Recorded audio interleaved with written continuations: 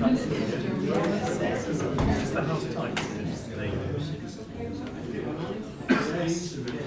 the private ones, private market. That's the touch garages.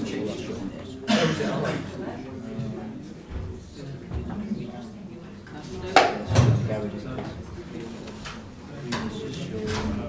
That's the garage. Oh, right, where's the garage? Oh, right. No, that's it. That's the football. So this video screen cover. That's two. That exists already. It's all yesterday. We dealt with the fact that the Network Rail wanted to... They didn't object to this. Yeah, They objected to the first one. This one.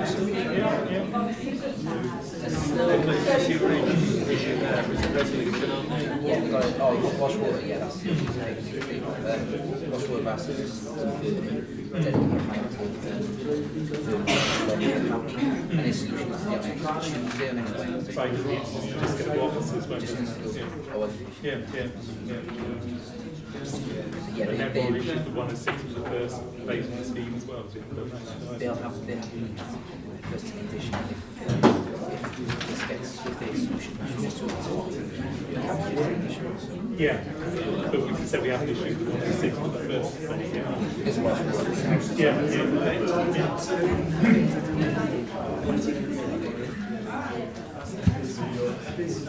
Good afternoon, everybody.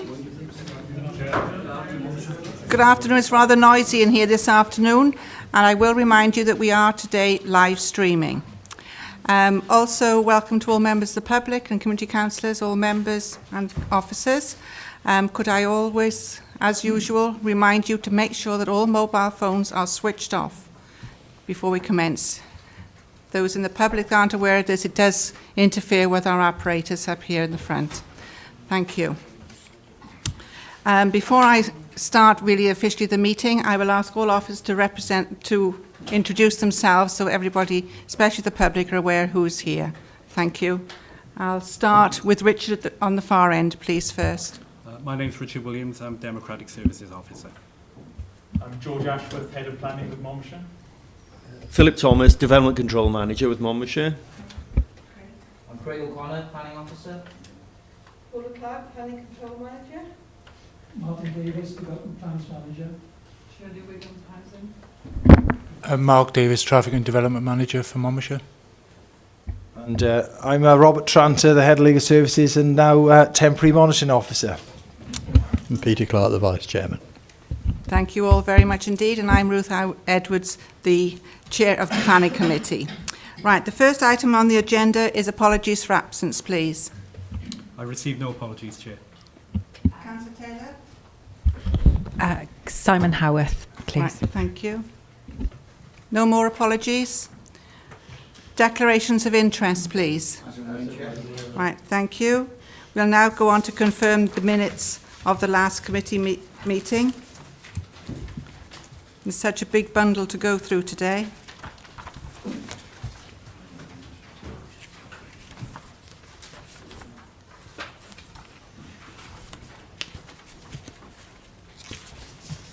Right, page 1, page 2, page 3, page 4,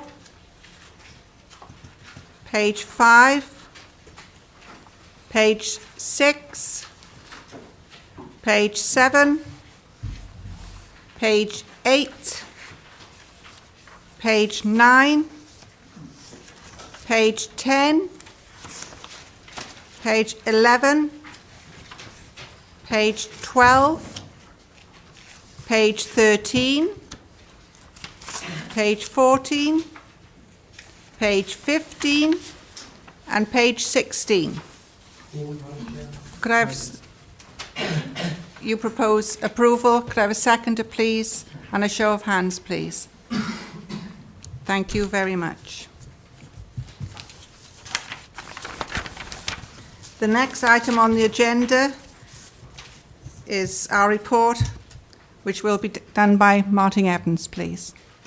Martin Davis. I knew it was a Welsh name. Sorry, Martin. It's okay, thank you. It's a bit like Edwards. So the report relates to Community Infrastructure Levy, shortened to CIL. It's a new levy that local authorities in England and Wales can choose to charge on new developments in their area. There was a resolution at full council in June of last year as part of the Local Development Plan preparation process to commence preparatory work on CIL, with a view to adopting a CIL charge as soon as practicable following adoption of the LDP. Subsequently, as members will be aware, the LDP was adopted on 27th of February 2014, and since then work has been progressing on the implementation of a CIL levy. A preliminary draft charging schedule has been prepared for consultation purposes and is intended to report this to Cabinet and Council in December. The report that you've been given consists of 3 documents. These are what will be available to the public as part of the consultation. Appendix A is a set of guidance notes to explain the process. Appendix B is a draft of the draft preliminary charging schedule itself.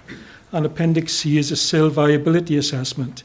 This is quite a large document that takes up the bulk of the paperwork that you've been provided with. It's been prepared for the Council by consultants, and it's been undertaken to establish the levels of CIL that are feasible in the county, because the CIL charge should not affect scheme viability and prevent development coming forward. So it's going to be part of the consultations so that developers, interested parties can see the assumptions that the viability assessments have been carried out on. The findings of the viability assessments have led to the proposed rates per square metre, mainly for residential development, and these are set out in the preliminary draft charging schedule. The main significance of CIL for the planning process is that CIL will replace, if adopted by the Council, it still remains to be determined that the Council will go ahead with it. But if it is adopted, then a substantial element of the funding currently received from Section 106 agreements will be replaced by CIL. Section 106 agreements will still be required for particular infrastructure necessary to ensure development comes forward, such as access improvements, on-site provision of facilities, such as play areas, and for affordable housing. Unlike Section 106, however, CIL does not have to be spent on matters necessary to implement a specific planning permission, but be used on a more strategic basis to provide infrastructure in a wider area.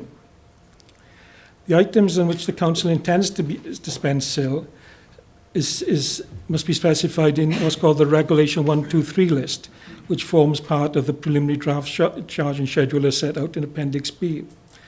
In Appendix B, there's a draft of the Reg 123 list, and this suggests broad categories of infrastructure on which CIL might be spent, including such topics as sustainable transport, broadband, town centre improvements, education, strategic sports and adult recreation facilities, and green infrastructure. It is for the Council to decide itself, in accordance with its priorities and resources available, how we want CIL to be spent, and this will be set out through an infrastructure planning process. They'll be subject to further reports to Council and also consulted upon with local communities. So this is at the first stage of the process, really, and I'm asking for endorsement of the preliminary draft charging schedule to go out for consultation purposes. A further report will be brought back to members with the results of the consultation, and if necessary, the charging schedule will be refined for further consultation and then likely to be a public examination. It is recommended, therefore, that the committee endorse this preliminary draft charging schedule and the other consultation documents, and then I'll take that recommendation forward then to Cabinet and to Council. Thank you very much indeed, Martin. I'm sure Martin will welcome any comments at this stage from members. Martin? Yes. Yes. Right. Councillor Blakeborough? Hi, thanks. It's a very comprehensive document, 150 pages. Got to be honest, I didn't read every word for word, so the answers may be in here. There's just a few questions to ask. I'm just interested to know how these charges compare with other authorities. And just to summarise how you've come to these figures, what criteria you used to come to these charges, how they were calculated. My other sort of question is around, do you feel there is enough to cover the priorities in the priority list? And just sort of in terms of detail, just interested to know why there is no charges for the Sudbrook paper mill and affordable housing.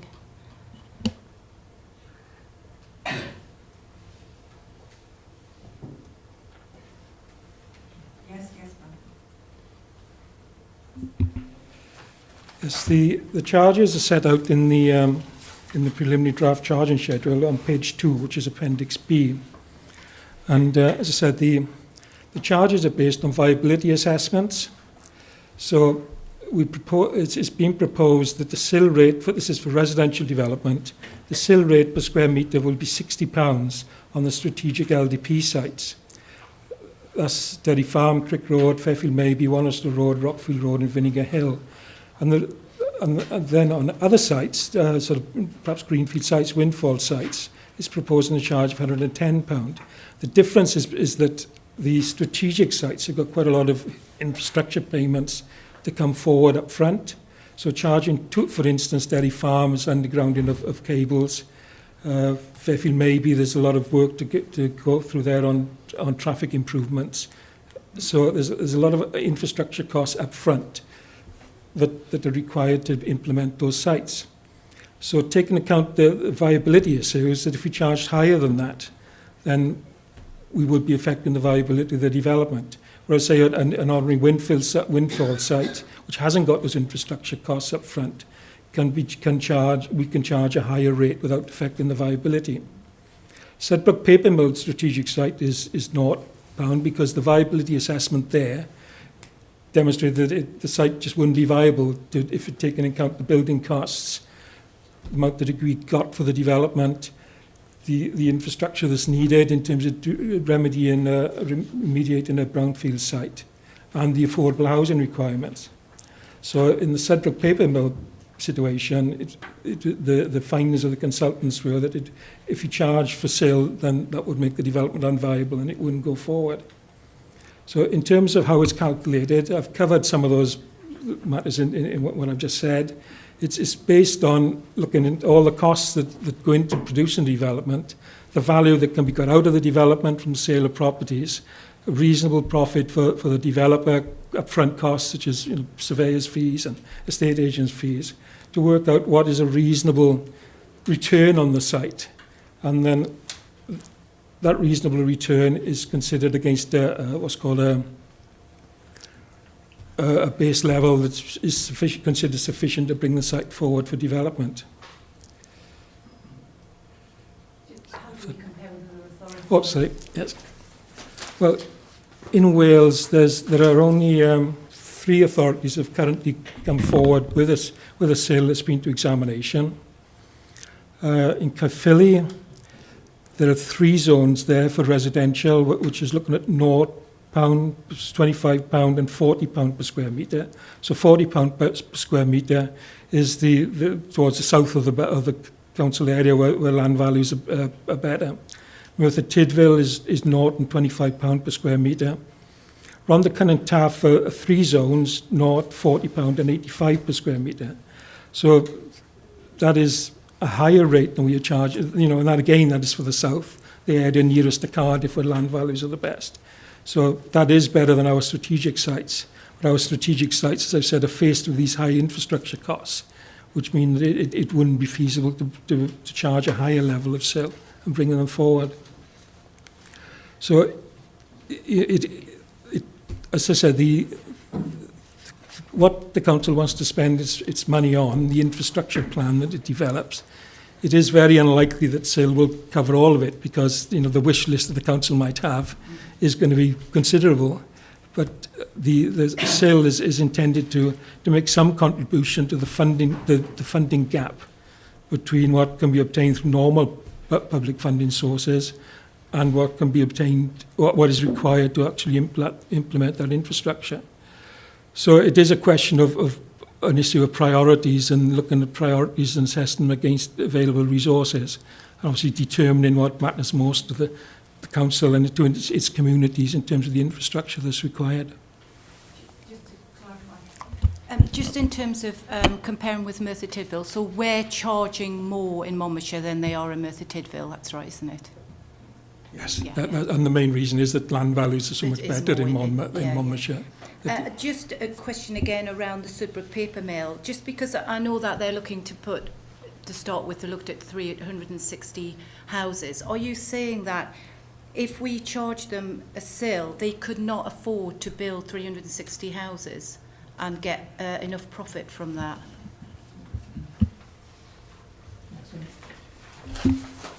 The allocation is not actually for 360 now. It's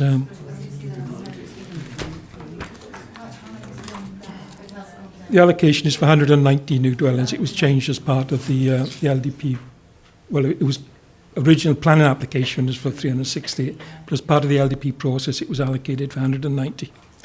Yeah, that is the consultant's findings. You know, if you take into account the remediation is needed because it's a brownfield site, and the affordable housing that's required, which is at 25%, other smaller contributions that are needed to actually bring the site forward, then their findings are that the site would not be viable if we charge sill.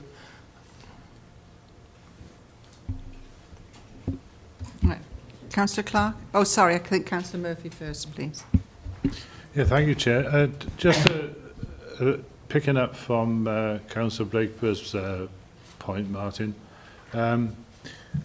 this strikes me as it's probably going to work out on quite a few sites, a lot more than the 106 would have done.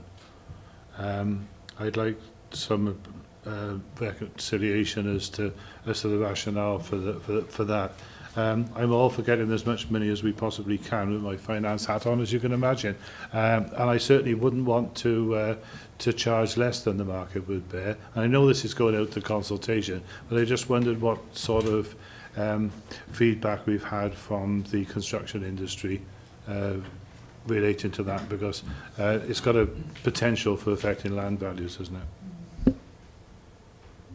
Well, the construction development industry have been involved in the process. There was a developers workshop held back in perhaps about March, where they gave some indication of their costs, and they were given the opportunity to comment on the council's thoughts, the consultant's thoughts in terms of development costs and what's a reasonable return for them. So they've been involved in the process. You know, it is difficult getting a lot of information out of the development industry, but they will have the opportunity now to comment on the report, and they can question the assumptions that our consultants have used if they so wish. The amount of money that we're asking for, you know, may not be significantly higher than sill. I think, as you said in the report, that on a standard 3-bedroom scheme, they would be paying about 4,800 on a strategic site, which is plus then some Section 106 payments to bring the site forward. And perhaps that's not that much different from what we're asking for now in terms of, it comes to about perhaps £5,000 or £6,000 a dwelling. So in terms of the standard 3-bedroom semi, you know, there isn't a big difference between sill and Section 106. And the charges are set based on the viability issues, and it is actually we've been generous to the developers to a certain extent in that there is a 30% buffer zone. You know, so if there were unforeseen charges that came forward in the development process, there is a 30% buffer zone which gives a bit of leeway on, you know, to try and avoid that situation where a site can't come forward and where it makes the development unviable. So we'll just add in there on that, Martin, that the advantages of sill are that you levy it on one property, say one new dwelling, 1 to 4, say, and the threshold for affordable housing, for instance, doesn't kick in until 5 or more, isn't it? So you're actually getting, you know, value for the community out of smaller schemes. Thank you. You know, it does go down to a single dwelling house now. So every developer would be making some contribution. Although there are exemptions, which include like a self-builder. Self-builder doesn't have to pay sill. And self-builder then is defined in the regulations. Thank you, Martin. Okay, thanks, That's Chair. all right, Phil. Councillor Clark. Martin, following the consultation, going out to public, coming back, going through council, and as we say, it became policy for any planning application which had been given permission prior to that but had not started on site would still apply. No, SIL applies, when SIL is in force, then it's when planning permission is granted that people become liable for SIL. Okay, thank so you. Anybody that gets planning permission before the date that SIL is implemented is not liable to SIL and will pay the normal sort of Section 106 payments. Thank you. Any more questions from anybody? Councillor Taylor, then I'll take Councillor Edwards. I wonder if Martin can clear up a couple of points that I'm slightly confused over. So there's a lot of talk in the papers about the strategic sites, and my recollection is that George had said that the strategic sites would be brought forward without SIL, and indeed it does say that exclusions from the draft 123 list are infrastructure associated with the LDP strategic sites. So if we take the strategic sites, for example, in Mega, it suggests that the figure that might come forward through SIL is around 4,800 per dwelling. However, if we take out of that the infrastructure list that we've already got, so that includes, I'm thinking of my own locality, I'm thinking of things like our community, adult recreation facilities, and also things like there's some highway improvements, there's improvements to various other things. That is not eligible out of SIL. Am I right in that? And therefore, if we're having a much lower Section 106 contribution, which is now down to about £1,000 per dwelling on those strategic sites, then actually the scope for bringing forward those things that are already identified as being required in those localities, in my very simple mind, seems to be that there's much less money available for the things that are already identified. Am I right in that assumption? And then I've got a couple of second questions. George, do you wish to answer that?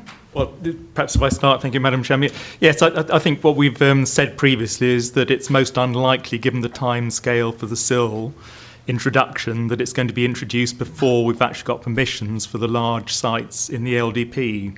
So the probability is that the large sites will actually have their planning permissions before SIL starts, in which case they'll be under the current regime where we will maximise the amount of money available from Section 106, so that recreation, transport infrastructure and so on, all of it will be catered for on a site-specific basis, so that all the works introduced as a result of the site will have to directly relate to the site.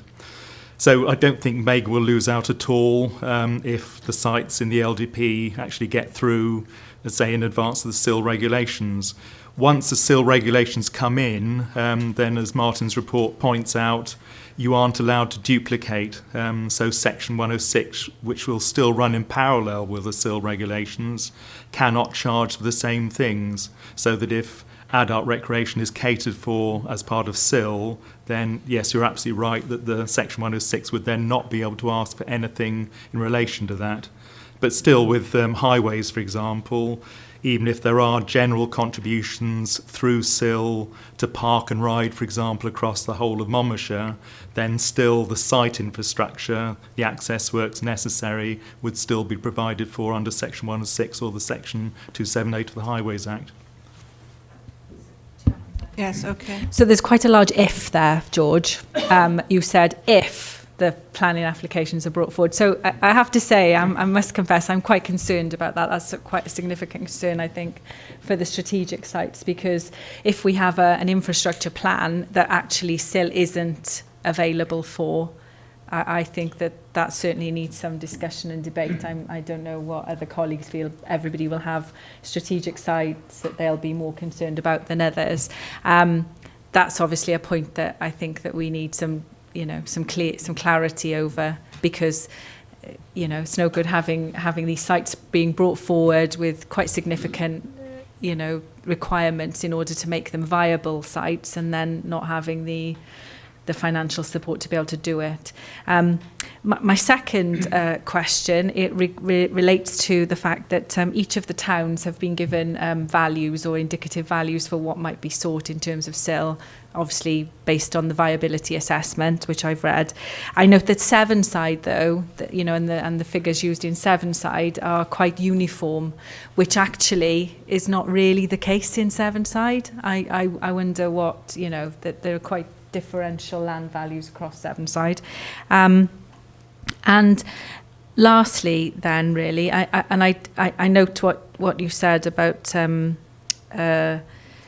the issue of affordable housing and having, obviously, that not being a market. There's no market for it, so it's not about making money out of it. But I don't know, I have a slight concern that in the long term, affordable housing sites will also require, an amount of infrastructure, and if the 106 availability is less, just slight concern over that, really, that we ensure that whilst we're providing affordable homes, we are also providing the community infrastructure that is required to make those sustainable communities. So, anybody else wish to comment? Councillor Edwards, I believe I said, and then I'll have Councillor Harris. Yeah, thank you, Chairman. Just one brief question. Going on to the Sudbrook Paper Mill strategic site, right, no SIL, what about 106? I presume we are still entitled to 106 money? Yes, we'd still be asking for Section 106s. Right, thank you. Can I just make the point, Madam Chairman, that in answer to Councillor Taylor's point, I don't think there's any loss to the council or the community in terms of having Section 106 for the strategic sites as opposed to SIL. We've already got Wannerstow Road. Well, all that will happen with Wannerstow Road, for example, is that we have sought to maximise, and members agreed the heads of terms for the Section 106 anyhow, to maximise the benefits for the community directly affected by the site. The only difference is that there isn't, in effect, a roof tax, which will spread the largesse around the whole of Monmouthshire. So Wannerstow Road is not contributing to schemes elsewhere in Monmouthshire, that's correct. But as far as Monmouth Town is concerned, we've maximised everything possible from the Section 106 process. And yes, Sudbrook Paper Mill is a separate case in point. It is a huge brownfield site in Monmouthshire terms. Our consultants have already looked at it and said, in principle, because of the remediation costs, it's got asbestos and various other contaminants and so on, that it is so expensive to develop that if we were to try and seek large sums of money towards 106 or SIL or whatever, the site wouldn't be viable and so it wouldn't happen. But that work that is actually necessary to make the site acceptable in highway terms, drainage and so on, that of course will take place. So again, there are certain basic works that have to be made and implemented before a scheme can be seen as acceptable. Thank you, Chairman. Thank you very much for that, George. Councillor Harris, then Councillor Dovey. Thank you, Madam Chair. I think George has semi or maybe completely answered my question. As far as I'm aware, Section 106 money, particularly, for example, for adult recreational uses, stays in the area. So, for example, the Sudbrook Mill, if it goes through on Section 106, that particular part of the Section 106 money will actually stay in that area. Whereas, as far as I'm aware, SIL can be levies can be goes into a pot and can go anywhere. So. I should imagine if there's a large development going on in a particular area, us councillors would be pleased for it to go through on Section 106 rather than SIL, because we have more control over that available money. I'm not sure, am I right there, basically? Go on then, Martin. Yes, there is the potential that SIL money can be spent anywhere within the local authority boundaries. I think what we're envisaging is that there would be an element of weighting towards the settlements where the development is taking place in terms of infrastructure necessary to implement that development or assist in improving the facilities within that settlement. And that is for the council to determine. One element of SIL, which I haven't mentioned, which is in the report, is that 15% of the SIL collected does go towards facilities in the community council area. It can be the regulations say something like pass to the community council in which the development has taken place, so the community council can use that money then to support development within that area. And if the community council hasn't got the facilities themselves to spend the money, then it can be done in agreement with Monmouthshire County Council. So there is still an element of I suppose compensating the communities for taking development within their area and using the money to provide improved facilities in that area. I'm afraid I'll take Councillor Duffy now, and that'll be the last question, I'm afraid. This is going out for consultation, so it will be coming back again. So, Councillor Duffy, this will be the last question on this item. Thank you. Thank you, Madam Chairman. Roger's question rotates about an area that it concerns me, and that is the Fairfield maybe development in Chepstow. What criteria is that going to fall under, 106 or the new legislation we're faced with here? Yes, Madam Chairman, if I can answer that, perhaps Martin can help later on. But yes, we've already received the application for Fairfield Maybe, so I'd anticipate that the application will be dealt with before SIL comes in. But again, because it's going to be an expensive site to develop, I wouldn't have thought that the community again will lose out at all, because once again we will maximise everything that the site is able to afford for the benefit of the community within which the site is located. So there are going to be transport works necessary, there are going to be adult recreation facilities and so on. All of that will have to be taken account of, but also we have to recognise, say it is a brownfield site and it is particularly well located in relation to public transport, so all of that will be weighed in the balance. But as usual, by the time we get to committee on it, we would expect as your officers to give you the heads of terms of the Section 106 agreement, so you can actually agree those as well as you debate and determine the overall application. The public transport facilities are ones that are very dear to the mind of people in that area, so I'm pleased to hear that. Thank you very much indeed. Right. Do we... Sorry, it's on the consultation process really. It's just because I'm looking on page 40 where you've got the anticipated SIL delivery timetable. Consultation on the draft is to be done by December. Just an overview, who are you going to consult and how are you going to consult, and have we got enough time to get information back in terms of town and community councils? Well, there is going to be a bit of slippage on that already, I'm afraid, because it should have been going to Cabinet tomorrow, but has been postponed until November the 19th, which means that we can't take it to Council until December the 18th. So we will be looking now to consult in January after Christmas, because we won't be getting a resolution from Council until then. And then we will go through a press advert, community councils, town councils will be notified. People who've already expressed an interest in being consulted, but we will particularly target the development industry, and obviously they're the ones who are going to be affected in terms of the charges and things like that. So we will make sure that it's a targeted consultation to those people we think are going to be affected by the SIL charge. Okay, everybody.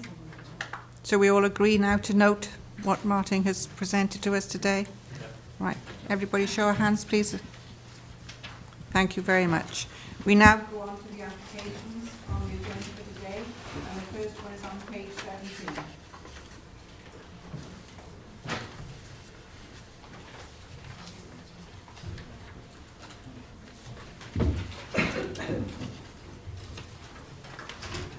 Yes, thank you, Madam Chairman. This is a local development plan, an LDP allocation.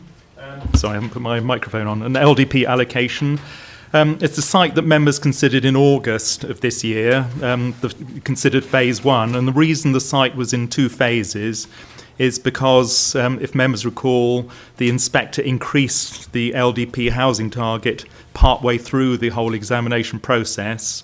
And in anticipation of hopefully a successful outcome to the first part of the development, then we already had an application in. So when the target was agreed to be increased in the LDP, that was followed by another application coming in, a separate one relating to the same site. So that's why it's actually in 2 phases. I think the fact that it's been debated in August as phase 1 is very helpful, because I know that members were concerned about design and so on, design details, and I seem to recall that authority was delegated to the delegation panel to look at matters such as roof and eaves details and so on, and they were found eventually to be satisfactory after negotiation. So I'm very pleased to say that in design terms, what's proposed and what's before us as phase 2 is very much in accord with that phase 1, the same design and so on. But there are, of course, other site details to look at, and members I know went on a site inspection and many attended, but there's the green field in front of the sort of the fairly mature hedgerow or line of trees. That line of trees is being kept, and the houses on the left are Folly View, so the field in front will still be separated from Folly View by quite a generous landscaping screen. And if we run through the pictures then, that's another view looking towards Folly View again, of the Greenfield site. That's looking further towards the back of the site. Again, you can see the line of trees on the left, which will still demarcate the 2 halves of the site, but will of course be breached by the access road into the phase 2. And then we have, well, it's a very similar view again. And that's just the line of trees with the remnants of a water area in the middle of the site. And then that that picture relates to the first application, because I know that Network Rail were concerned that water in that aqueduct going across their railway cutting shouldn't be increased, and that was the case. And it's noteworthy that in this phase 2 of the site that Network Rail haven't repeated the same criticism. So I think that's good news, Madam Chairman. There we have the layout of the, the boundaries of the 2 sites. So phase 2 is that on the left. And there's the phase 2 itself. And I think what's noteworthy here, Madam Chairman, is that the site is for another 25 dwellings, but the site could physically accommodate more than that. But because it's an edge of settlement site, then the approach taken is to go for generous landscape and to really soften the edge as you approach Penpethlenny or Goitre from the west. So as I say, a generous landscaping screen there, and also, as I mentioned earlier on, the green wedge down the middle of the site as well, separating phases 1 and 2, so it will be an attractive site, I think. Then we have a layout showing the affordable housing. Council's sort of interim policy is not to have clusters of more than 10 units for affordable housing. Well, there are, that is a sort of cluster area at the north of the site, and that is less than the 10 dwellings. And then, that's really a garaging detail, showing where the sort of parking's located and so on. Difficult to see on there. And then we have, the eaves types, there we are, for Councillor Clark, to prove that his advice has been heeded. And then we have, that's market housing, showing the design and everything. And then another one of market housing. And then I think we have some, so that's the affordable housing. So we have a couple of shots of the affordable housing, which again echoes the design of the first phase, and I think echoes as much in terms of use of materials and so on, the overall design of the site. So, Madam Chairman, looking at the details of the site, say in design terms, layout and so on, I hope members will find it satisfactory as they did with phase 1. There are a couple of issues I have to mention. We're recommending approval but subject to a Section 106 agreement, and that's because Welsh Water are still in negotiation with the developers, and design works are still being undertaken to ensure that both phases are satisfactorily dealt with. So we still haven't actually issued the permission for the first phase of the development either yet, because, as I say, works are still underway in discussions with Welsh Water, but the developers have agreed to pay Welsh Water's reasonable costs, so we don't anticipate any problem there. The other issue I think that's, perhaps one briefly, is school capacity. I noted has been mentioned as a criticism, but as usual I refer to the figures that were produced for the examination on the school's capacity question, and I note that the schools in the area are said to have Goitrevau. It's got a 210 capacity. Well, even with this scheme, with both phases implemented, then the number of pupils projected by 2018 is 165. So at no point does the school actually exceed its capacity on these projections.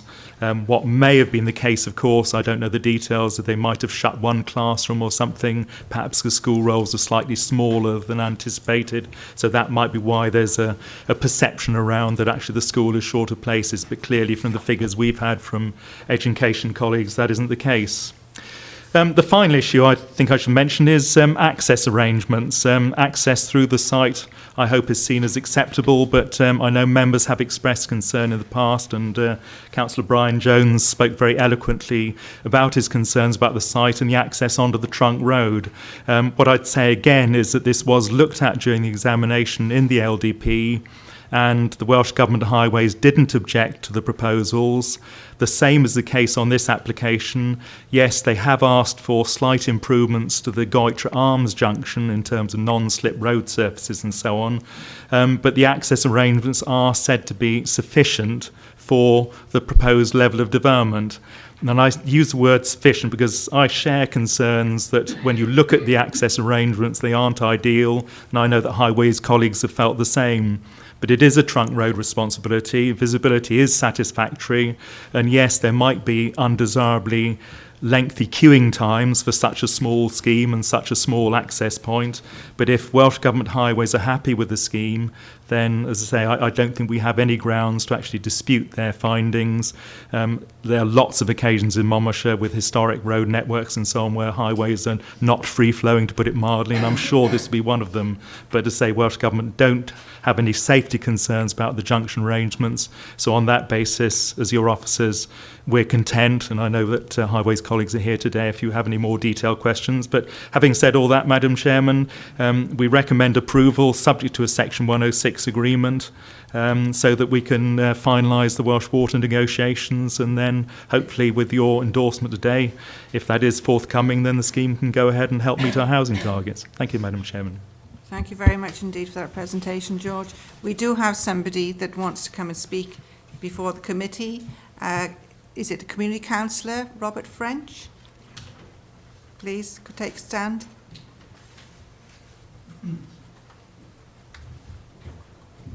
And you have 4 minutes. Thank you.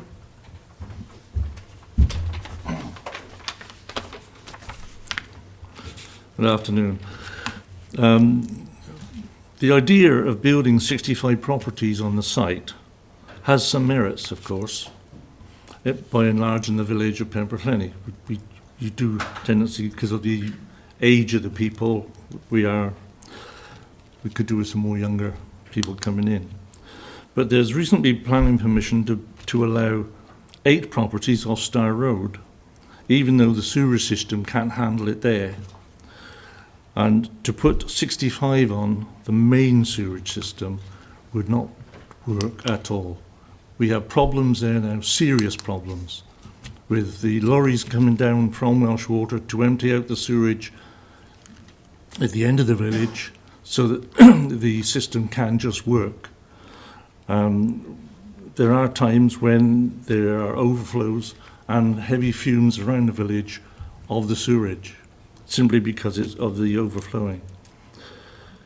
The land drainage as well is also another problem, because whenever there's rain, there's flooding. Partly because the main road drains are not emptied or cleaned out properly. One side, they only do one side of the road, but they don't do the other. I don't know why. There must be some in the arrangement they do from Abergavenny to Cwmbran, but not from Cwmbran back to Abergavenny. It seems to be a thing of them. But the worst thing of all is the road safety. There's no way that all these vehicles can start turning out onto that main road. We have big problems there at the moment, whether you're at the Goitre Arms side or it's School Lane. The only access to the estate is via School Lane, which is absolutely clogged in the mornings when the schools are going in and when the schools are coming out, with all the children and everything else around. To have more vehicles coming out of the Folly site, which there will be, because on average you get about 2 cars per house, which makes it a lot of cars extra on that road. And the exit is only onto the 4042, which is only a single line. There has been talk about making it into a double line, but if you do, the people in the right-hand lane that want to go to Abergavenny cannot see no more than 50 yards. It's a blind corner. And the other direction, you can only see 75 yards because it's a blind corner. So crossing a 40 mile an hour speed limit main road is very, very difficult and very dangerous.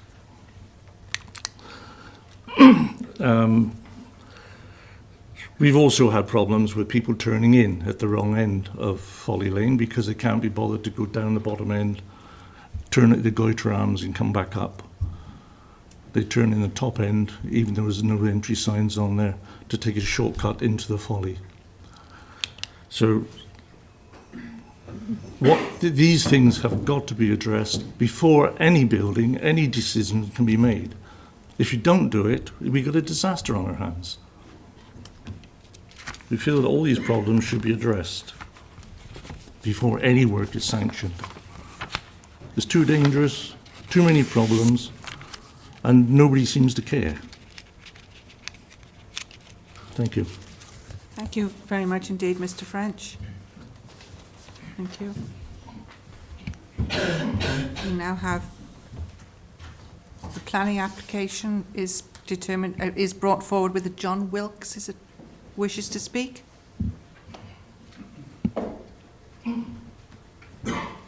You also have 4 minutes. Thank you. Thank you, Chair. The application before you today is for 25 new homes and represents the second and final phase of Taylor Wimpey's proposed housing development at School Lane in Penpwllheli. You may recall the application for the first phase of development, which provided 40 new homes, was approved by this committee in July of this year. As members have been made aware today, the site to which this application relates has been allocated for residential development in the Monmouthshire LDP, which was adopted earlier this year. The site is allocated for 65 units. The 65 unit allocation was agreed by Council and endorsed by the Planning Inspector following careful consideration of the Council's housing land supply and other material considerations, including the impact of the development on the highways network, as part of the LDP process. The application, in conjunction with the application for the first phase, will deliver the 65 units required of the allocation. The principle of the development of 65 units at the site has therefore been established. The application is presented to you today with no objection from key statutory consultees, including the Council's Highways Department, the Trunk Roads Agency, Natural Resources Wales, Network Rail, the Council's Drainage Officer, Landscape Officer and Biodiversity Officer. With regard to some of the key technical issues, as you have just heard, concern has been expressed about the impact of the development on the local highways network. It should be noted that Taylor Wimpey are proposing, as part of the development, to fund a series of improvements to the Goiter Arms junction with a trunk road, which will provide a betterment in terms of highway safety. The scheme will also provide funding at £923 a dwelling, which totals over £23,000 for the 25 dwellings, towards green travel and pedestrian improvements in the locality. In response to the comments made at the public exhibition for the scheme, Taylor Wimpey have also, in conjunction with the local authority, lobbied the Trunk Roads Agency to reduce the speed limit along the trunk road from 40 miles an hour to 30 miles an hour. It is unfortunate, however, that despite the best efforts of Taylor Wimpey and your officers, the Trunk Roads Agency have chosen not to heed these requests. Nonetheless, as I've already mentioned, the highways impacts have been carefully considered as part of the site's allocation, and furthermore, neither the Council's Highways Department nor the Trunk Roads Agency have objected to the current application. In respect of foul drainage, it should be noted that whilst Welsh Water are in the process of finalising their report, which identifies the extent of upgrading works required, and which will be funded by Taylor Wimpey, there is no doubt a suitable solution for the development does exist, and Welsh Water are happy for the application to be reported with a positive recommendation, with these details to be agreed prior to the decision being issued. Members can be assured that drainage from the scheme will not have a detrimental impact on any of existing residents or the environment. In terms of other matters, it should be noted the scheme will provide 35% affordable housing. This will mean that 9 of the 25 units will represent much needed affordable homes for the local residents in the village, which currently suffers from a significant shortfall. Furthermore, the scheme will provide additional benefits to the locality in the form of a contribution towards recreation of £2,898 a unit, which totals £72,000 for the 25 dwellings. This will go a long way to upgrading facilities in the village. To summarise, this application represents an opportunity to secure a sensitively designed scheme for 25 new homes on the allocated site, including off-site highways and public transport improvements, 9 much-needed affordable homes, and over £72,000 towards upgrading recreation facilities. I would urge you, therefore, to follow the advice of your officers and the statutory consultees and support the application before you today. Thank you. Thank you very much indeed. Quite a few of the members were there at the site visit, so and we've also got Shirley, who looks, we've got a great advantage having Shirley with us today, who's looking after our affordable housing, and we've got Mark, if there's any questions anybody likes to ask Mark about the highways, which is obviously one of the main concerns.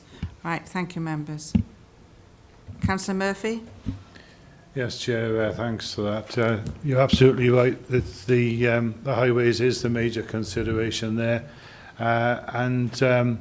Welsh Water clearly have got a lot of work to do in that village. We particularly heard when we looked at a previous application down at the bottom end of the village that the sewage arrangements there are absolutely dreadful. I'm quite certain that officers will make sure that adequate provision is made. But can I underline that several times, please, George, because it really is quite bad there, and this isn't going to help, despite the fact that they haven't objected. I note, and I was pleased to note, the speaker from the developer was saying about they do propose to do things on the highway, and I would be interested to hear from Mark as to what improvements he thinks could be made to that junction, because it really isn't very good at all as it currently stands. Thank you. Do you wish to answer that, Mark? I'll try to, Madam Chair, yes. As I said, the last time the earlier application came before the committee, the A4042, the trunk road, unfortunately is not in my gift to comment upon. The Welsh Government and the Trunk Road Agency have reviewed the application and have offered no objections to it, but have managed to secure through Taylor Wimpey improvements to the A4042. But at the Star Road junction, by the introduction of anti-skid servicing and highlighting the junction for all users of that junction and for all residents of Goitra, Penpeleni. In regards to the School Lane junction, as I mentioned when Councillor Jones spoke on it at the earlier application, to improve the junction and widen it to create, for instance, a right and left turn, I think would be detrimental to highway safety. The applicant, in conjunction with the Welsh Government, have analysed and checked the suitability of the junction. It complies with current standards, so it would be remiss to actually look to improve it, and I think any improvements, perceived improvements, could be detrimental to highway safety. So I think, as George alluded to earlier as well, I think existing residents can expect some minor congestion there. But I think it's a bit of a misnomer in that people perceive that 65 houses will create this massive influx of traffic, and I took the liberty of pulling out some figures from the various reports that have supported both applications. For the 65 houses at the morning peak, for instance, which is 8 o'clock in the morning until 9 o'clock, which is just before school starting time generally, we can expect a maximum number of vehicles. This is in accordance with current design criteria, 15 cars to exit that development in addition to the existing. It's not a massive number when you consider it. Currently during that period, and I'm not here to endorse and whatever, but during that period 124 vehicles exit that junction, so it's not a massive increase. So I'm just trying to highlight that it is 65 houses, but the traffic generation is over a considerable period, and the AM peak doesn't increase that number significantly. Thank you very much, Mark. And yet, any other member? Councillor Harris first, please. Thank you, Madam Chair. Before I carry on, just to clarify something on page 26, 581, Welsh Water has indicated XXXXXX. Now, that might be deeply significant somewhere along the line. I just wonder what the XXXXs are all about.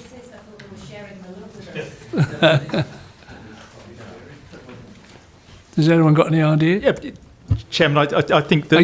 you've covered it. Yeah, I think what was supposed to happen was that the Welsh Water advice, which was reported elsewhere in the report, was going to be summarised and repeated there. And I think my colleague, Pontius Piloting here, I didn't write the report, who was in the midst of writing it, forgot to fill in the X's. I think that's all it was. But Okay. Welsh Water's comments are reported in detail elsewhere in the report. I just wanted to make sure that there was nothing significant that could come and bite us. Basically, the site is allocated in the LDP, and we can never argue with that. So the principle of development of the site is there. Consequently, there are going to be traffic problems, but that's problems. Maybe that's not the right word. There are going to be extra traffic movements, but that is the case anywhere in the county. And if we build somewhere, everyone has a car these days, and there are going to be perceived, if not actual, problems on any development. But we need the development, so we're just going to have to, I'm afraid, get used to the fact that we may be held up a little bit more at certain junctions, etc., because people are lucky enough to have a nice new house to live in, and especially provision of affordable houses. So I'm happy with that. I don't think we can argue particularly with the fact that the Welsh Government or trunk agency or whatever have said that the junctions there are going to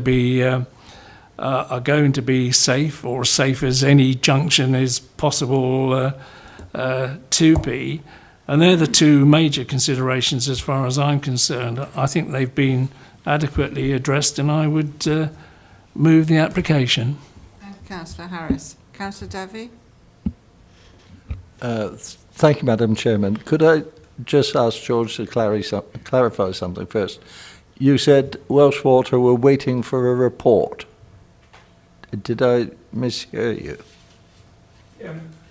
Madam Chairman, there are studies still underway on the topic, so until those are actually completed, then Welsh Water aren't in a position to say that is the final level of work. It's on page 19.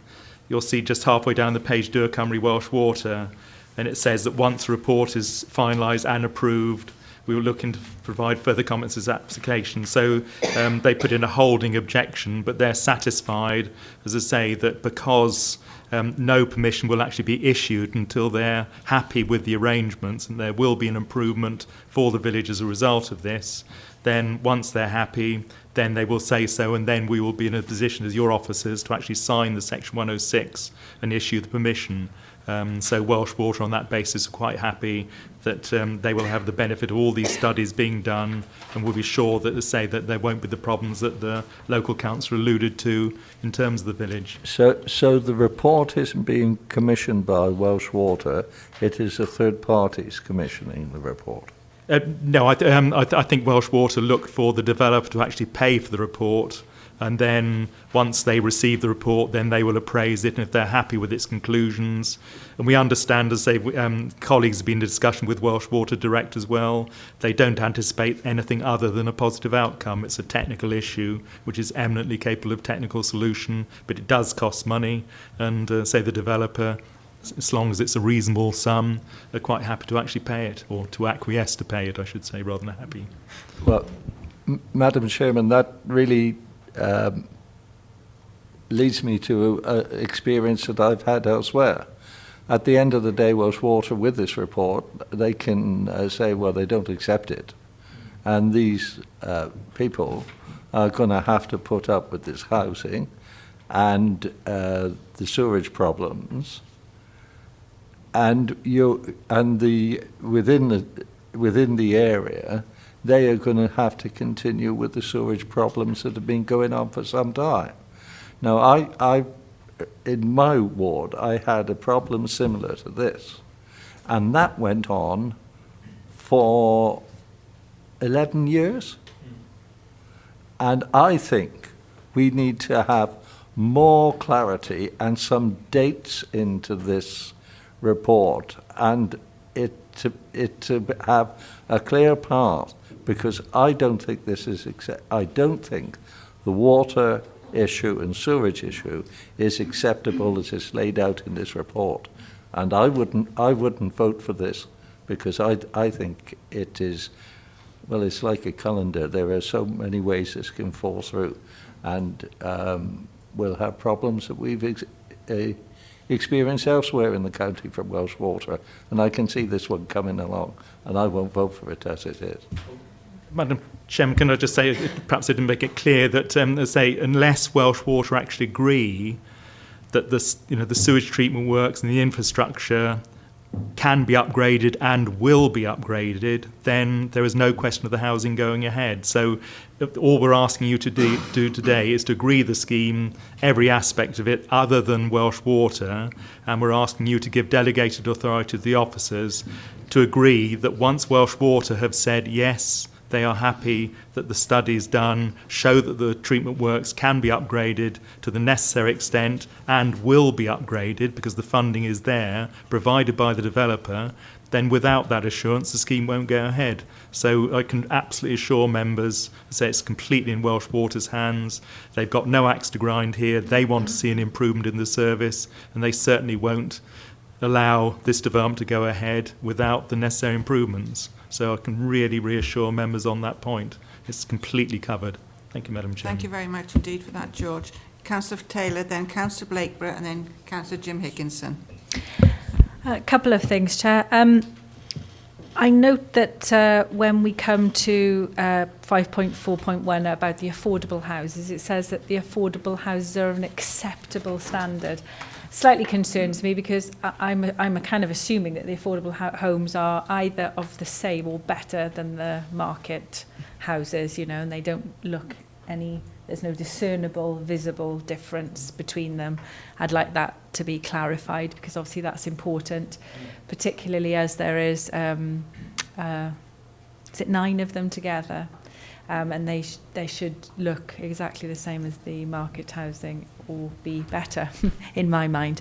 I'd like that clarified. In terms of the Section 106 agreement, the heads of terms that we have in front of us, I note that there are a few things which it says in the report ought to be in the Section 106 agreement, which aren't noted there.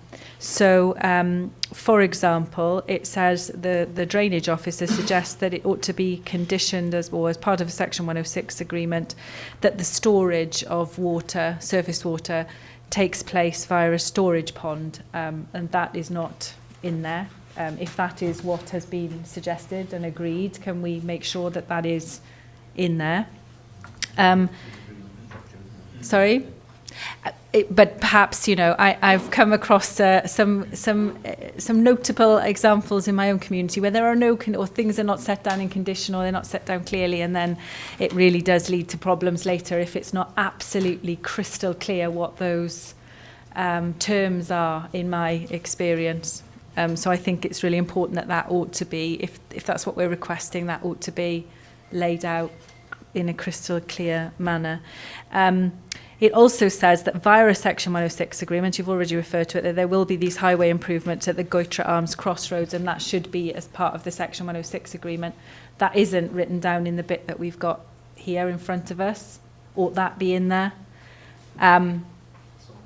Because I think Craig could maybe answer that. Okay. Those highways contributions are being sold as part of phase 1, so that's part of the whole 65. Right. So that section was Okay. Because when you read the report, it says that as part of a section, so it's as part of the section, the phase 1. Housing developments, obviously, those highway contributions to improve the junction. Yeah. Was put onto phase 1, secured it to ensure those 4,000 would benefit. Right, so that's as part of the section 106, but that decision notice hasn't been issued yet. So that is part of the 106 agreement for that one. Yes, which would then Okay. Because the reason that was because if, for instance, this development didn't go ahead, then we would never ever get those highway contributions to improve that junction. So it was better to go on to phase 1 Sure. to secure it. Okay, I understand. I just checking. That's what our job is to do, hopefully. Whilst I'm really pleased to see that there's something in there for green travel. Hooray! Hooray for sustainable travel. The last thing is to be absolutely crystal clear about what Welsh Water have said. As far as I've read it, it says there will be no decision notice unless Welsh Water agrees. However, I still carry, along with other people, a certain nervousness about that because, we have had, ultimately Welsh Water can say, we don't think we've got capacity of the network and the houses can still go up. We know that.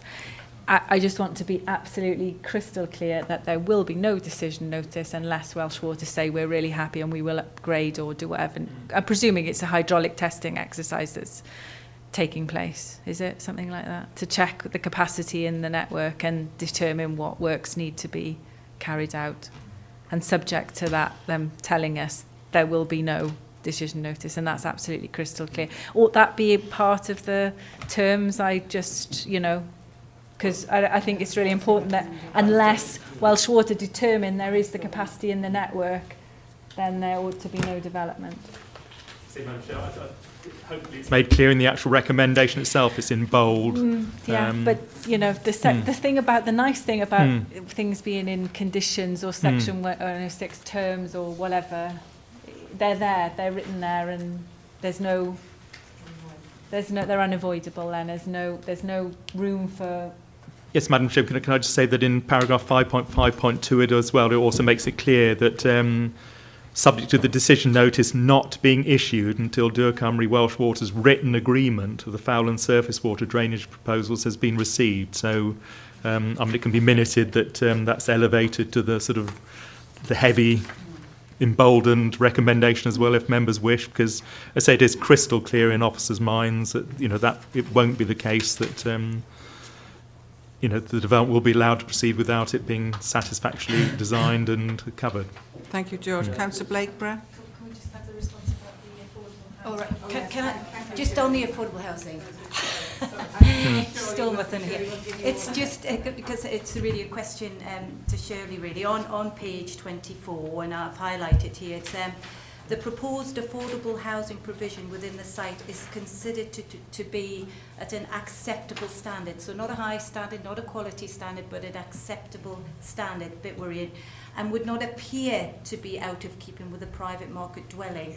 So the sense of appearance, it might look the same, but I guess I want assurance, and I'm sure that that's what you'll be looking, doing as part of your role, is just to ensure that the standard of construction is no less than the market housing. We were just a bit worried about the wording of that statement, really. I wondered what your thoughts were on that. The affordable housing is a larger size standard than the market housing. What that means simply is that the Housing Association has checked the drawings and they say they are acceptable to them. So they do meet the standard that they require. That's what that means. So you don't need to get... No.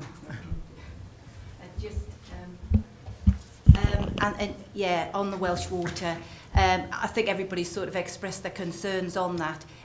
What would happen if we did defer it until we see sight of that report and be happy before we go forward to saying yes to this? Well, Madam Chairman, I think the developer, because they've agreed to fund what Welsh Water have requested, want the comfort of actually having the permission in place other than this one technical issue. So I think it's important that they are encouraged to proceed as quickly as possible. From our perspective as planning authority, I've said before that the local development plan is not a paper exercise. We actually have to deliver and be seen to deliver the houses to meet our targets. And by getting a permission in place subject to a Section 106, we only had notification yesterday, such sites can actually count towards meeting the housing target, so it helps protect the authority against other appeals and so on. It shows we're actually implementing the plan in accordance with the Welsh Government's requirements, so it is actually very important to get decisions through. We don't say, with undue haste, we don't say speeding through without necessary technical studies being done, but in this case, everything has been looked at. And as I say, there's this one issue that still remains to be addressed, and that will be addressed before any house can start or the permission can actually be issued. So I think it's completely covered, Madam Chairman. Councillor Higginson and Councillor Webb. Thank you. Thank you, Madam Chairman. My colleague proposed acceptance of this, and I'm prepared to second that, because I'm quite satisfied in my own mind that all the necessary checks have been made on what can happen, with the development of this site. We've had the 4442, this possible speed reduction, or the speed reduction, the treatment of the surface because it's on the bends, and we know what that's about in other areas, so that helps road safety. And we heard about what the houses are going to look like, and we were there yesterday, and I think they're very acceptable and complement the area, so I don't have any issues whatsoever in supporting this application. Thank you, Councillor Higginson. I'll first take Councillor Webb before I go to the vote. Yes, thank you very much. I was actually going to say the same thing and recommend approval, and seconding Councillor Harris's proposal. I'm sure that Craig has got this fully tied up. I'm looking at the conditions, which are very comprehensive, and can we just wish the developers, if this goes through, all the best. I think this is very good, and let's not be negative, let's be positive. This is really good news. Thank you, Councillor Webb. Councillor Harris has moved approval. It's been seconded by Councillor Higginson. Sorry?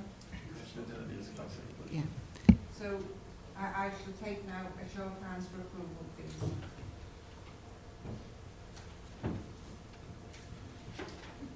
For the application, Madam Chairman. Those against the application? Abstentions then, please? One.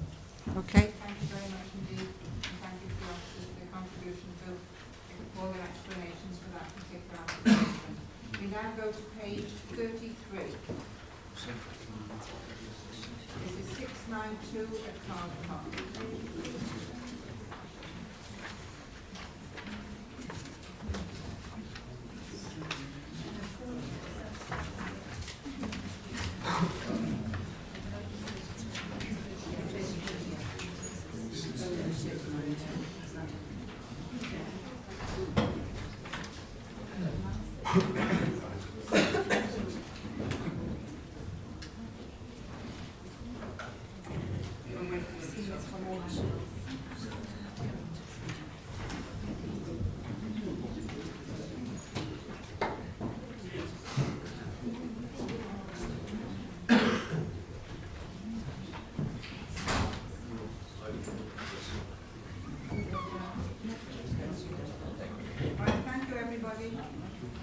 Okay, so this is for 3 detached dwellings and associated works at the land to the rear of 252 Newport Road, Caldicott. It's one we were fortunate to visit yesterday. Do I come, Phil? Oh, sorry. Sorry. 252 Newport Road is a large detached dwelling facing onto Newport Road, the main road through Caldicott, with a very large rear garden which contains a double garage and outbuildings. It has a vehicular access to the front onto Newport Road, and the application seeks the erection of three-bedroom properties in part of the rear garden, which also includes the part of the rear garden of the adjacent bungalow 254 Newport Road. I'll just run through the photographs in a moment. So it's proposed to utilise existing vehicular access from the highway known as Fernie Cross, which is an unadopted road. The existing bungalow number 254 would be provided with a new vehicular access, or should I say it has already been provided with an access off Newport Road, and that was done under permitted development rights. A certificate of lawfulness was submitted and approved by the council, where the applicant sought to discover whether that work would be permitted development, and that was approved earlier this year, so that work has now been undertaken. So the bungalow is an shared access with the existing property 252 off Newport Road, albeit that it still has potential to be accessed from the rear. 3 new dwellings will all be provided with 3 off-street parking spaces, and following negotiations with officers, the layout of the proposal has been amended. So just running through the photographs, that's the adjoining property, I think that's number 22 Kipling Close. That's looking across to some of the properties in Fernycroft, and in the far background there's number 254 Newport Road, the bungalow. Again, the bungalow with properties at Fernycross, that's the rear garden. You see the access driveway that does come out onto Fernycross. And that's looking at the back garden of number 252 with a greenhouse which is no longer there. I think the little shed and the garage at the back, and there's a large laurel hedge backing onto the other properties there at the rear. Again, you can see the property, the laurel hedge, and 22 Kipling Close, I think it's on the other side of that neighbouring property. And that's looking back the other way, with your back towards the garage, looking towards the gable of 22 Kipling Close, the laurel hedge on the left, and the access that does come out onto Fernycroft for number 252. And then that's the access that's since been modified to number 252 off Newport Road, so the access now comes in and is shared with the bungalow. And again, that's a shot of the garage and greenhouse. Greenhouse no longer there. So that's the site plan. It shows where the access would be off Kipling Road. I've got Kipling Close, it's Road, and Fernycross. And that shows a site plan showing how the properties would fit in. So you'd have plots 1, 2, 3. That's the existing property number 22, Kipling Road. And that's the private unadopted road for Fernycross off Kipling Road with turning areas which we saw there was parking in, which made it difficult to manoeuvre in and out. And this area would be a shared parking area offered up for wider use by the community, with parking alongside for the individual plots, and then a visitor space in there. So this area could be used for turning and exiting by existing and proposed residents. That's the bungalow, and that's the original property 252 with the garage there.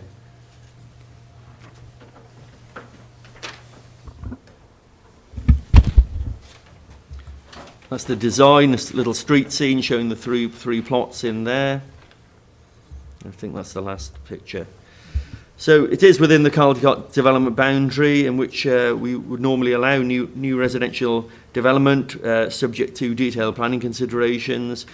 As officers, we consider the site is of adequate size to accommodate the 3 dwellings with associated parking, provision and private amenity space.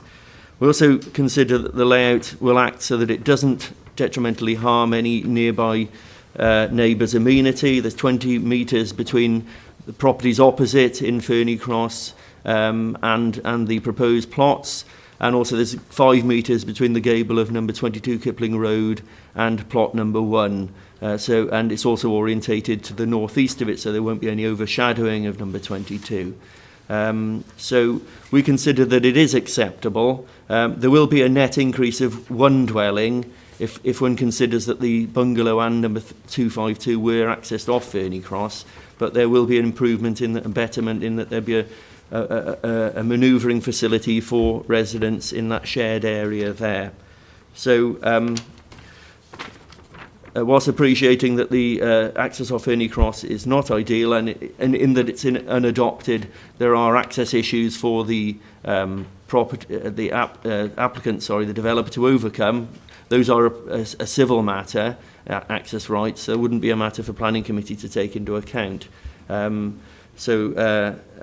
you've seen in late correspondence, there is a concern from residents in Fernycross that they would deny access to any potential properties in that area, but that is a civil matter that wouldn't be considered by planning committee.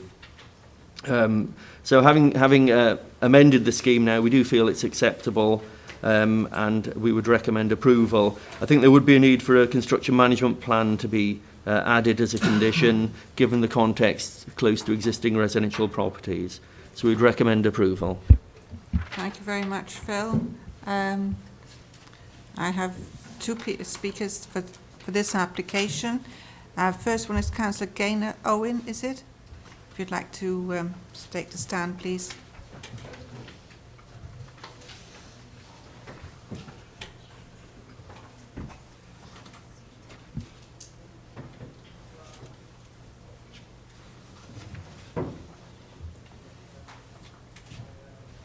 You have 4 minutes, okay? Thank you.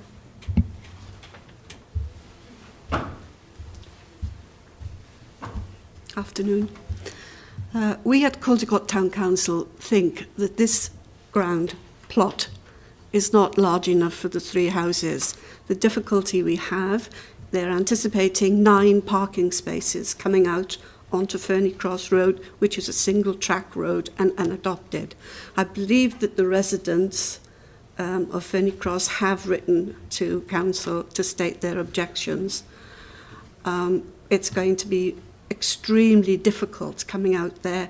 I mean, yesterday I went there and had a look at it, and the road in Kipling, they were parked either side. I had a job to get my car through. There's only room for parking a car in Ferny Cross, plus the fact that the previous resident of the bungalow had permission from Ferny Cross people to use it as an access. He has now passed away, and I think that has gone. But in the meantime, he sold a piece of his ground to the person that has now bought his bungalow, who is living in the house next door, who didn't have permission to come onto Ferny Cross Road from the residents. And I'd like you to take these matters into consideration, please. Thank you. Thank you very much.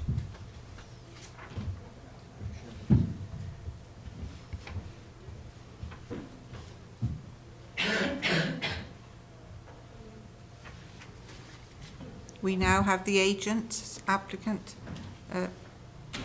Richard Adele, is it? Right, thank you. You have 4 minutes.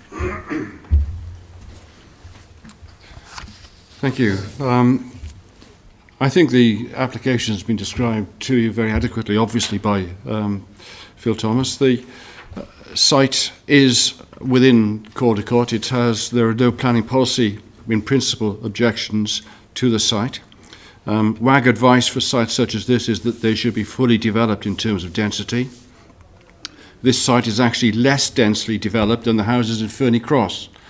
There are 4 houses directly opposite the 3 proposed dwellings, and we would suggest the site is therefore not overdeveloped. You've heard of the 20 metres between habitable windows and the maintenance of amenity to adjoining properties. We've had a lot of discussion with your planning officers with regards to the site during the application process. The end property has been moved away from 22 Kipling Close and is now 5 metres away from it. The land has a legal right of access over Ferny Cross. A copy of the legal deed has been provided to the planning officer, and I've got a copy here. Concern has been expressed over the number of cars parked in Ferny Cross and the lack of parking and turning facilities. This difficulty was illustrated at the site meeting, where 2 cars were parked in the turning head, thus rendering it inoperable.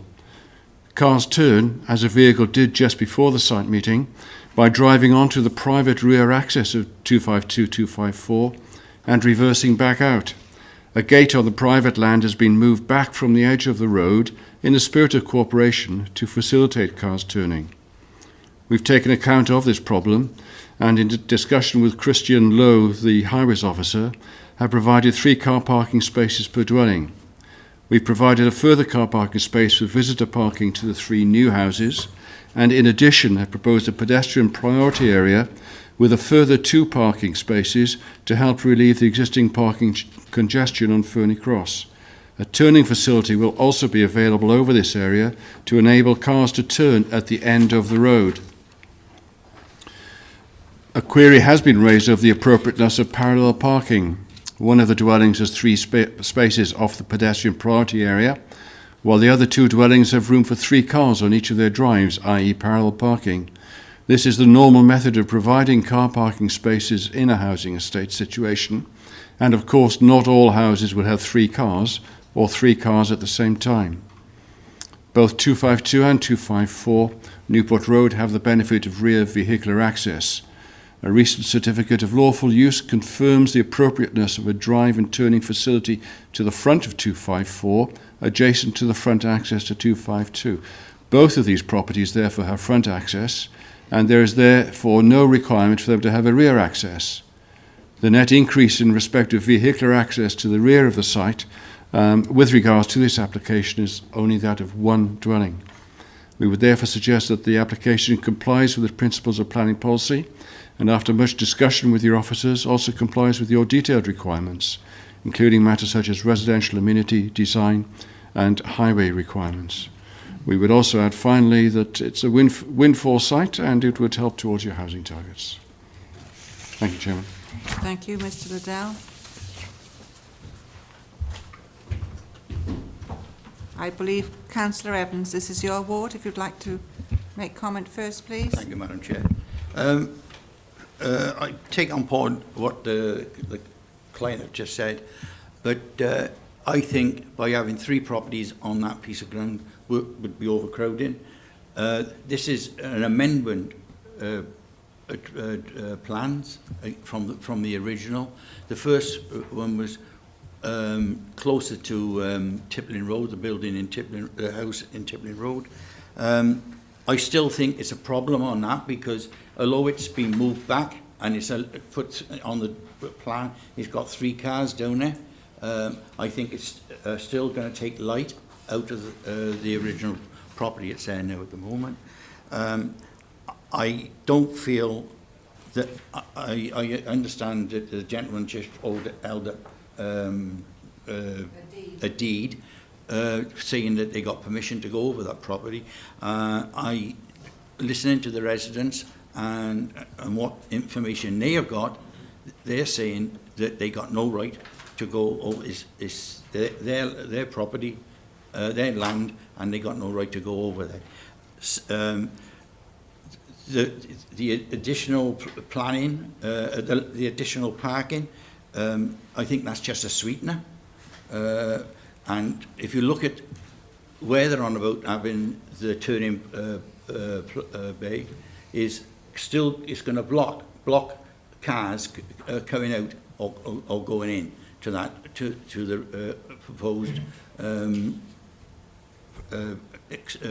properties to go in there, extra properties. I honestly feel that it's going to be just too much for the site. And I would strongly have to ask the committee to refuse this planning application. Thank you, Councillor Evans. Councillor Jim Higginson. Thank you, Madam Chairman. Could I ask your officers to go back on the house, the houses, the plan of the houses that are to be built, please? Oh, one of them. It was there somewhere. I saw it. No. The image of the housing, the image of the house. There, that's it. First of all, I think it's an overcrowding in this site, but to put 3 properties on there. And if you look at the top, or indeed the second illustration there, once the front windows, I suppose, are all facing the same way. The one house is turned around in that sense just to accommodate another property in there, and with the roof looking out of what would be the word? Pardon? Out of context with the adjoining properties. From that side, I think for me that's unacceptable. And the other one is, and when we had this comment, there was a comment made yesterday about the number of vehicles being parked in front of 3 parking spaces in front of the one property, and we have to accept the fact that the access to those properties is extremely narrow. No argument about it, extremely narrow. And could we take it back to the access, please? The photographic.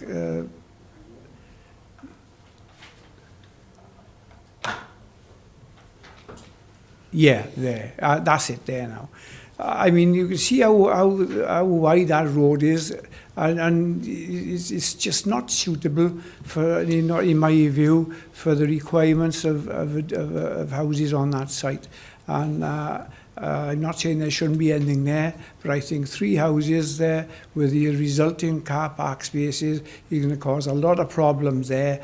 And, you know, and in support, and I'm prepared to support what Councillor Evans has said, because look at that wall there. I mean, that wall is literally an obstruction, and it's not going to be removed from there.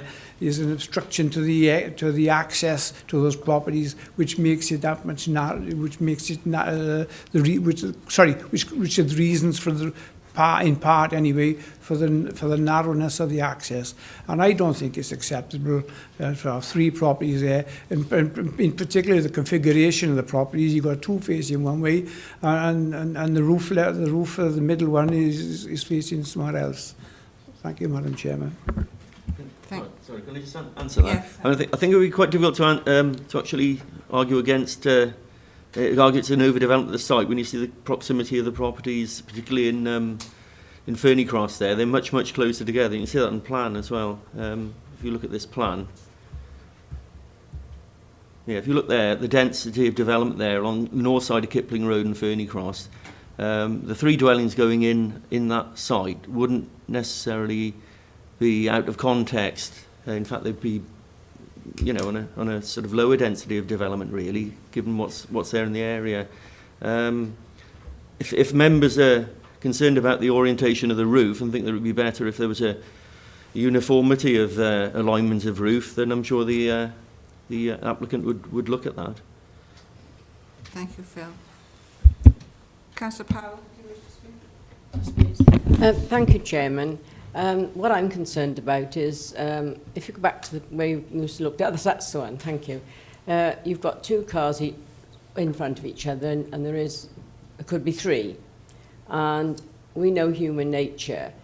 People haven't always got patience to wait. If we've got to wait for those to pull out for the back one to get out, what's going to happen is they're going to park out on the road, because they're not going to come in 1, 2, 3 like that.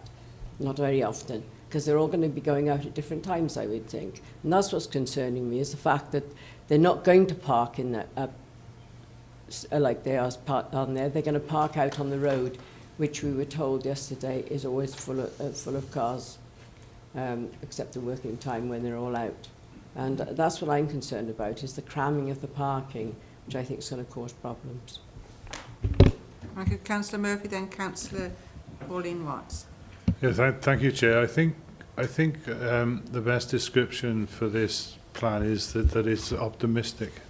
It assumes that an awful lot of people are going to be very, very good and do absolutely everything in accordance with the plan as laid out. And as Councillor Powell has just said, that isn't going to happen.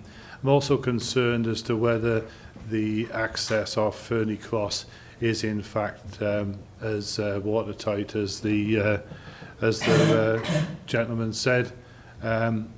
Yes, I appreciate that he had what he described as a legal document, but clearly there locally that's not supported.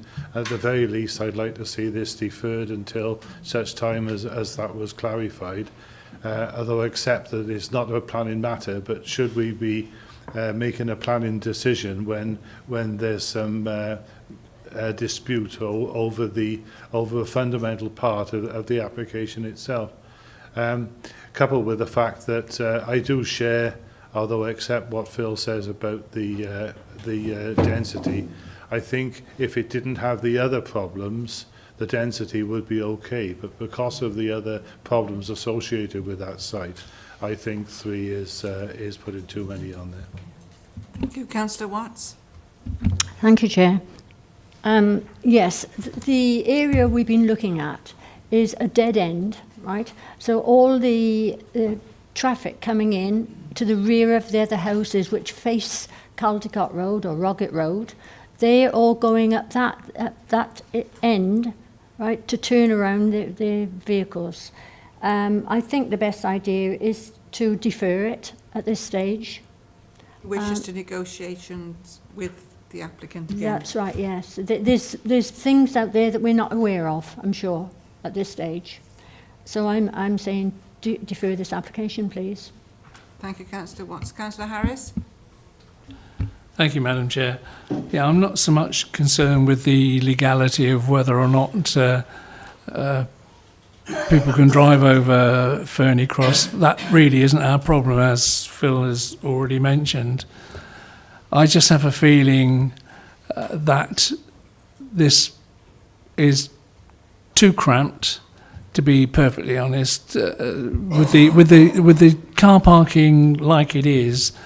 And Phil has talked about a deferment, and I'd like to ask the committee whether or not they would agree to a deferment to discuss with the applicant whether or not we could reduce the number of properties there from 3 to 2.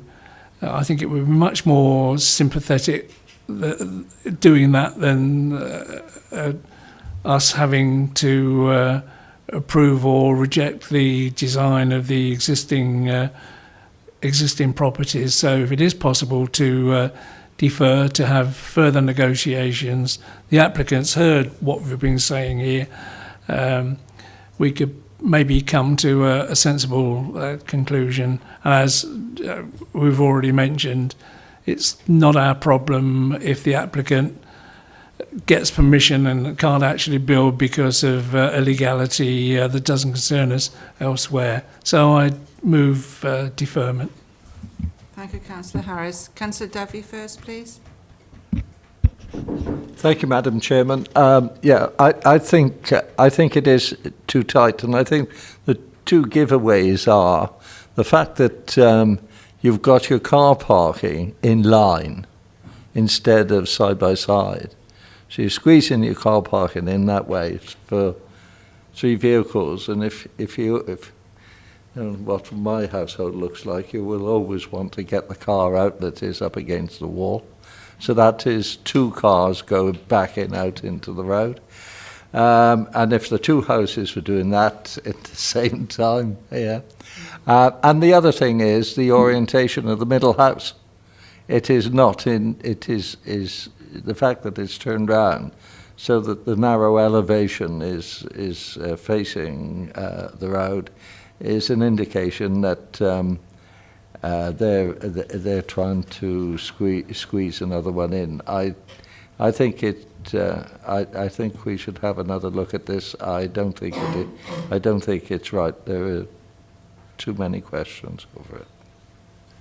Thank you. Yes, it's in my mind that perhaps we should defer and perhaps have negotiations to help us come into a conclusion rather than refuse it, because you all seem to be minded to refuse. That you know, it would be better for everybody to be happier if we did negotiate again. But Councillor Evans, it's in your ward, so what do you wish to do? Thank you, Madam Chair. If the planning committee decide to defer it and for further negotiations with the applicant, I would like myself and the ward councillor to be involved in them discussions, please.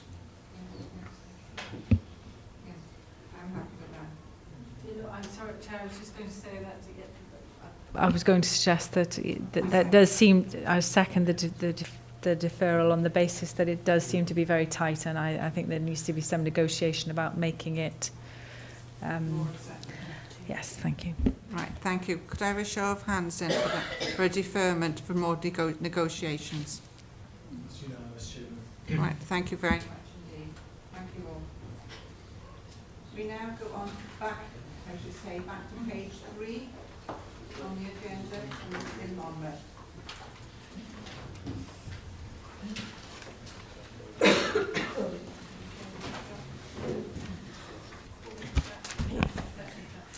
Thank you, Chair.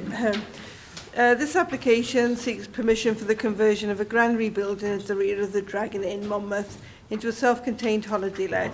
It's one that we had a look at yesterday. The building is currently being used for general storage in association with the public house. The proposal relates to the use of the building with minor alterations to the fenestration The principle of converting the building to a holiday let is acceptable, subject to material planning considerations. The building is within the town of Monmouth, where the conversion of buildings to holiday uses in accordance with LDP policies. The conversion is considered to be sympathetic to the character and appearance of the building and the conservation area, with minimal amount of external alterations with timber doors and windows, and therefore complies with LDP policies. The Council's Biodiversity Officer and NRW are satisfied that the development would not have an unacceptable impact on wildlife interests, subject to the imposition of conditions of mitigation. There are no highway objections. However, NRW object to the proposal in relation to flooding. The site lies within Zone C1, and the flood consequences assessment does not demonstrate that the consequences of flooding can be managed. However, policy SD3 of the LDP states that vulnerable development such as this will not be permitted in areas liable to flooding unless the residential use is for the conversion of upper floors within settlement boundaries, or it is to extend an established tourism, leisure or educational establishment. As this conversion is an extension of the public house and a supplementary source of income for the business, the conversion is considered to comply with policy ST3 on condition that an evacuation plan is submitted and approved. Officers therefore recommend approval of this application, subject to the conditions outlined in the report. Thank you very much, Paula. The local member is present today, although not registered to speak. So I will ask her, as quite coincidental that she's here today, to ask her if she wants to make any comment, Councillor White, although Councillor White is not a member of the Planning Committee. No, thank you. Yes, we have looked at this dilapidated building for many, many years. I believe this is the second application that's gone in over the years. We do need beds for tourism in Monmouth, desperately, desperately. I think we would not only enhance the neighbourhood, but give that very, very much needed extra bed space for tourists, which, as I say, Monmouth needs. I have no objection to it at all, and I haven't had any objectors. Thank you, Councillor White. Councillor Murphy? Yes, I agree entirely with what Councillor White just said. We had a good look at it yesterday, and I can't see any problem with it at all, personally, and I would recommend approval.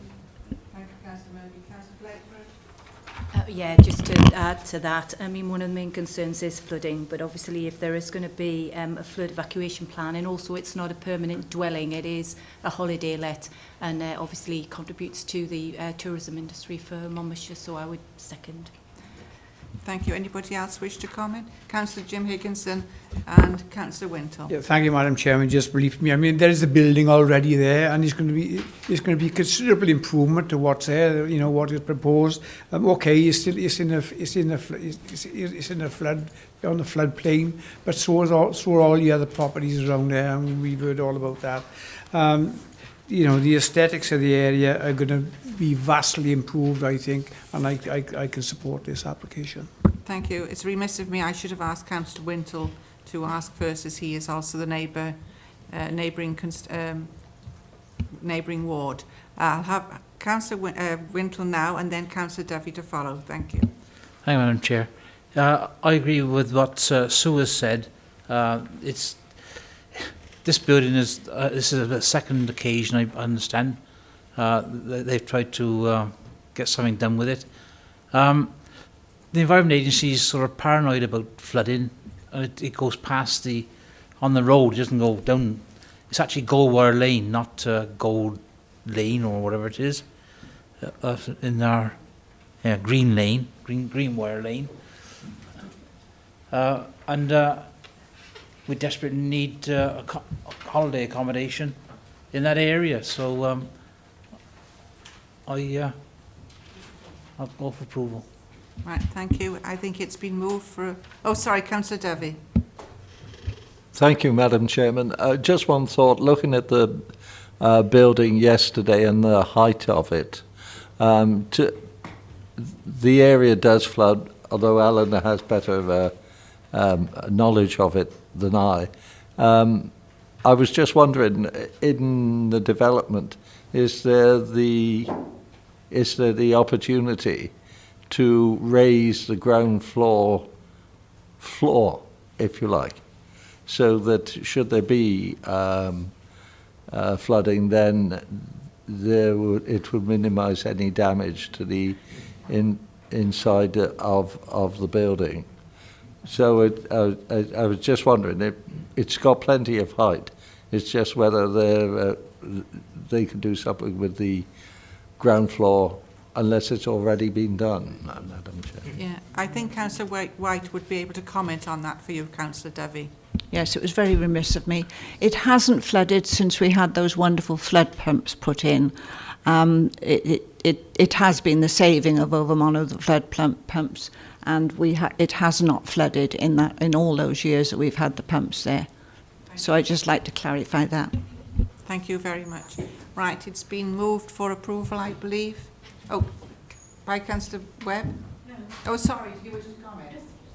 The application. Oh, right, thank you. Approval. Okay. Right, who is moving for approval?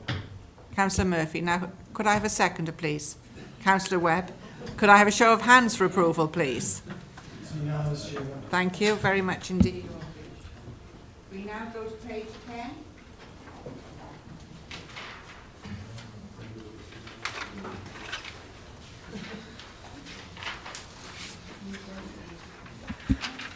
This is an outline application for the erection of 2 4-bedroom detached dwellings with double garages at Pennybryn, Oakfield Road, Monmouth. Members visited it yesterday on the site inspections. The access details have been submitted with all other matters reserved. The proposal has been subject to a number of amendments, mainly in relation to the access. However, the Highway Officer now supports the proposal. The main issues are visual impact, residential amenity, trees and drainage.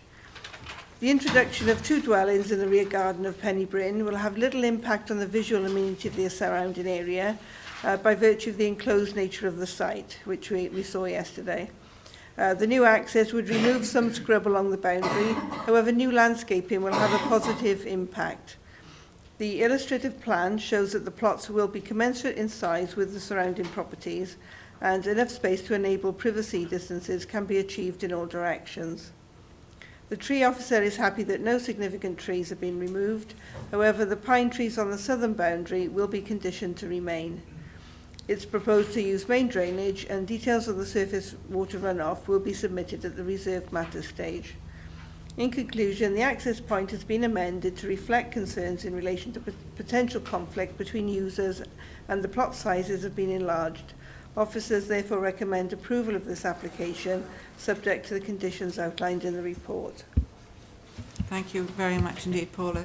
It's Bob Hayward's ward, actually, but as he's not on the committee and he's not here to speak, I'll ask Councillor Wintle to comment first, please. Hi, Madam Chairman. I've seen this area. It is low, actually, because it comes down. It's like a bit of a valley going down through there, and this seems where the house is going to go. But there's plenty of room there, and it's going to come off that road, no problem. Councillor Dovey?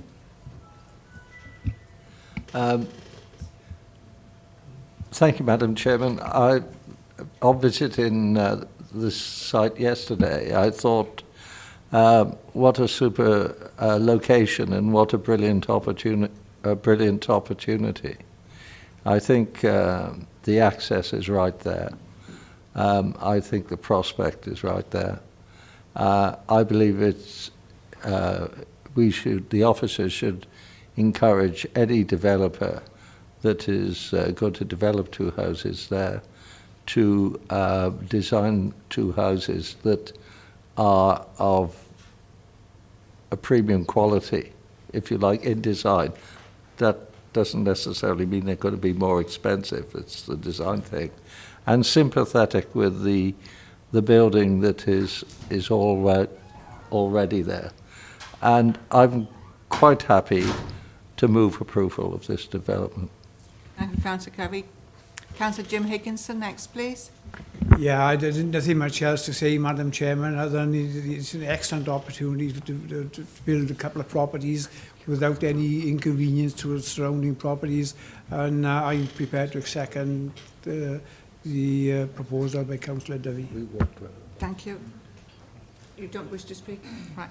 It's been moved for approval by Councillor Dovey, second by Councillor Higginson. Could I have a show of hands for approval, please? 13 for the application, Madam Chairman. Those against? Sorry if I missed you. Right, thank you. Application's approved, We now go on to page 39, please.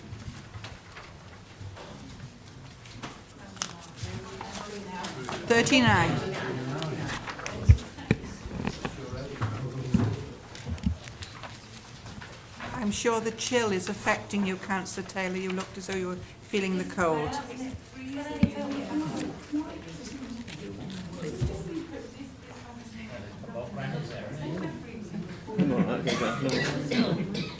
Yes, I do remember my grandma wearing a shawl like that. Right, settle down, please. We'll now go to the application. This is at Newton. Okay. Thank you. Thank you, Phil. At the last meeting of committee, members were minded to refuse the application in relation to adopted protocol. The application is brought back for members' reconsideration with a reason for refusal on page 39. Since the last meeting, the applicants met an officer from the AOMB unit, the council's landscape officer and planning officers, and following that tabled a revised plan reducing the size of the site and the number of solar arrays, and also with the following revisions. The substation, so perhaps if I get to the actual plan. So that's the revised plan. That's previous, isn't it? That's revised. Okay. Right. So the substation in the northeast field has been relocated into the corner of the northwest field, adjacent to the hedgerows, which should provide screening from views out of the woodland. The inverters in the main central field have been relocated from the centre of the field to the western edge, adjacent to the hedgerow and small wooded copse, so they're over in that corner. The arrays in the far southern tip have been removed and taken north of the point in the adjacent woodland, where there is a natural viewing point out of the woods, so that views to the west and south are maintained. There's actually a viewing point at this location here. So views to the west and south are maintained. This has reduced the number of panels by about 1,485 from 33,264 to 31,779 panels, which will generate a total of 7.9 megawatts. The revised southern edge of the development will be screened with the provision of a new native hedgerow to prevent northerly views from the viewpoint at the edge of the wood and provide enhanced biodiversity links across the site with the woodland. An extensive area of field has been provided along the eastern boundary of the main central field and the southern boundary of the northeastern field to provide a softer native woodland edge buffer and conservation grassland area. And this ranges in width between 10 to 25 metres and will allow for the formation of an irregular woodland edge with the grassland extending around the edge to form a series of habitat niches and provide screening from within the woodland. So that's in this belt along here, wrapping around here.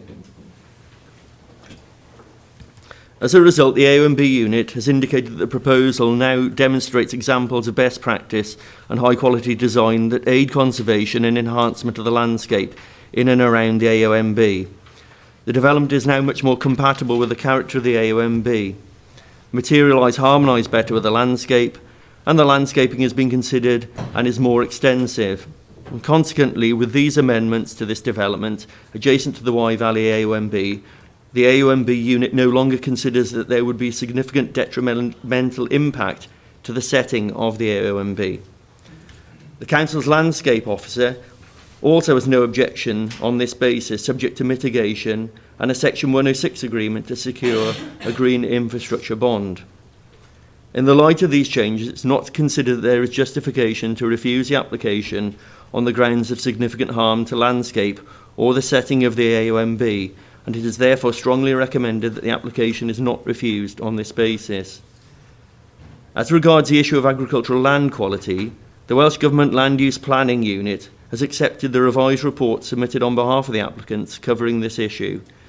The revised report prepared by the applicant shows that the majority, that's 56.5% of the site, is classed as Grade 3B land, with some Grade 3A land at almost 16% in the southwest corner of the site, and an area of Grade 2 at 19% of the site, running through the middle of the central fields.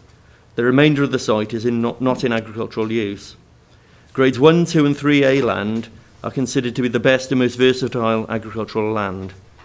A national policy, PPW, discourages solar developments on the most versatile agricultural land unless there is an overriding need and that it has been demonstrated that there is no alternative site with lower grade agricultural land available.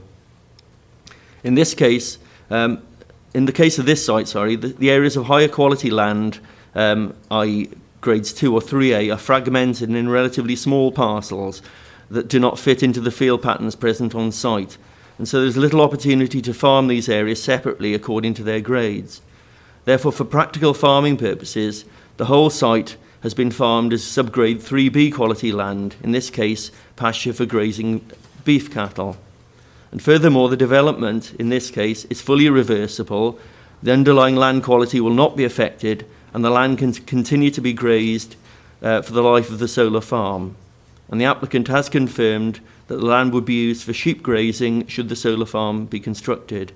It is therefore considered that the proposed development would not significantly harm national agricultural interests in terms of paragraph 410(1) of Planning Policy Wales. This aspect was carefully considered by the inspector who considered the appeal for the proposed solar development at Manor Farms, Llanfapli, which has been distributed to members previously and also as late correspondence, and who concluded that although 87% of the Llanfapli site was Grade 2 agricultural land, i.e. of higher quality, that little weight could be given to the loss of such land as a result of the development because the site could be continued to be grazed by sheep. The period would be temporary, 25 years or so, after which the land could be reinstated for agricultural purposes. Thus, we would strongly advise that permission is not refused on the basis of loss of higher grade agricultural land. That appeal inspector, also placed significant weight on the wider benefits of the solar proposal that will contribute towards the national objective of promoting renewable energy supplies and combating climate change. And members need to be mindful of that material consideration. Thank you. Thank you very much, Phil.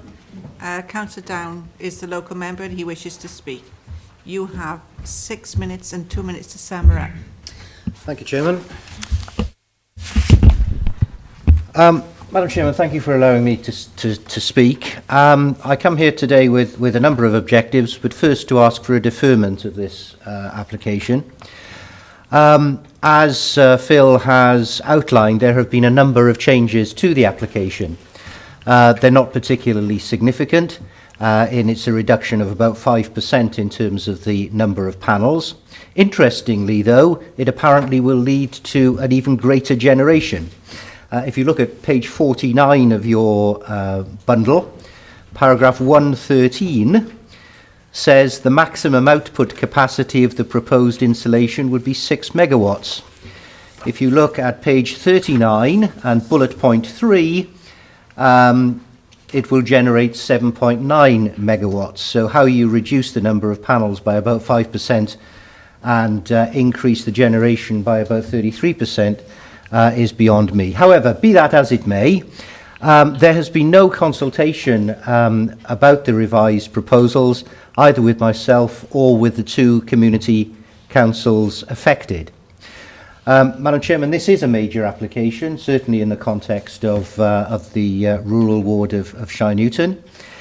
I don't know, I haven't checked what the council's process or protocol is for this, but I have to say that I would have expected, if only as a matter of courtesy, that a local member was kept informed of developments in respect of major applications in his or her patch. Not only was I not kept informed, but I didn't have a response to emails I sent last week until late yesterday, which has given me absolutely no opportunity to consider them and therefore to prepare adequately. I would be particularly interested to understand better the complete volte-face, the complete U-turn of the AONB. Last time, you remember, this application had a, quote, significant detrimental impact. This time, it's an example of best practice.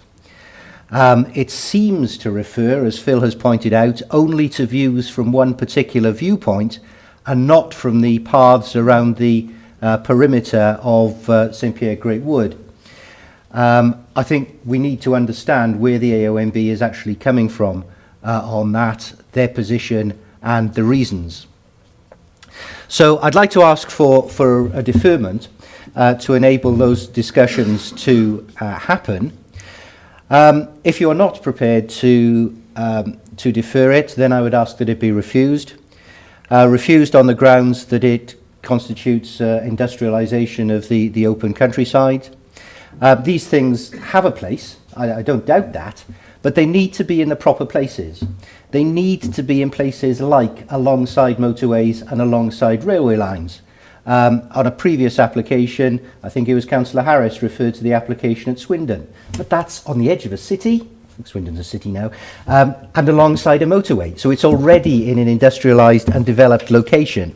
There's another one in Swindon, which I've pointed out previously, which is located between a disused mine and a sewage treatment station. So again, it's not impinging on open, unspoiled countryside. There has been no meaningful consultation, contrary to the Solar Trades Association commitments.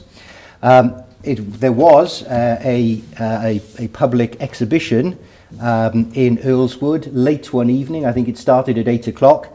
According to the applicant, about 25 to 30 people attended that out of the way site. I have to say I was there for about half that time, and if there were 25 people there was a heck of a late rush. And we also need to consider the cumulative impact. We've already heard about the appeal at Llanfabli, tragic decision, but nevertheless the tragic decision was taken by the inspector. And we now have to think, though, of the cumulative effect of all the solar farms that we're having in Monmouthshire. Applicants are required to look at alternative sites. Isn't it amazing that every time we see an application, there is no possible alternative site? The site where they're located seem to be the only ones. So I'd like to ask for a deferment. If you're not prepared to defer, then I'd ask you to refuse it. If you are minded to approve it, then I would ask for two conditions. First, that there should be an agreement with the two community councils about community benefit. There is some green infrastructure of a pretty pathetic amount in the context of this application. There needs to be a benefit to the communities affected. And secondly, I would ask that there be a condition to require the payment of a bond or security to ensure that when the site is decommissioned, which will of course be long after the lifetime of anyone in this room, or most people in this room, that the decommissioning and removal of the plant actually takes place and that the land is reinstated to its proper use. Thank you, Chairman. Thank you very much indeed, Councillor Down. Councillor Harris, I believe you wish to speak. Thank you, Madam Chair. Well, Graham, that was really emotive, tragic decisions, etc. Build these solar parks anywhere else apart from this magic county of ours. I'd like to point out to the committee that 2 days ago there was a report from the United Nations Intergovernmental Panel on Climate Change, and I don't know if anyone's read it, but what it says, partly, climate change is set to inflict severe, widespread and irreversible impacts on people and the natural world unless carbon emissions are cut sharply and rapidly. The report is the work of thousands of scientists and was agreed after negotiations by all the world's governments. That's what it says in this press report. The report also makes clear that carbon emissions mainly from burning coal, oil and gas are currently rising to record levels, not falling. So we have here again another application for a solar park. We've looked at the one at Llanfapley that I supported and was turned down by this committee, and has now actually been approved by the inspector that looked at it and overturned our decision at great cost to the county council, as far as I'm aware. I wasn't here for the last meeting, but I gather that the committee didn't like the fact, or supported the fact, that the OMB didn't like the application, and the other thing was the agricultural land grading. Now, I see from this report that the AOMB officer has changed his mind, and so we should be looking at that rather than questioning why he's changed his mind. And the fact that some of the agricultural land here is of good grade, but actually is unfarmable as good grade because it's totally surrounded by grade 3B land. So as far as I can see, there is no difference between what we were looking at on planning considerations with this particular application to the one at Llanfapley that got turned down. And I would move that we actually approve this rather than refuse it, or suffer probably the same sort of consequences that we suffered on the Llanfapley application. Thank you, Madam Chair.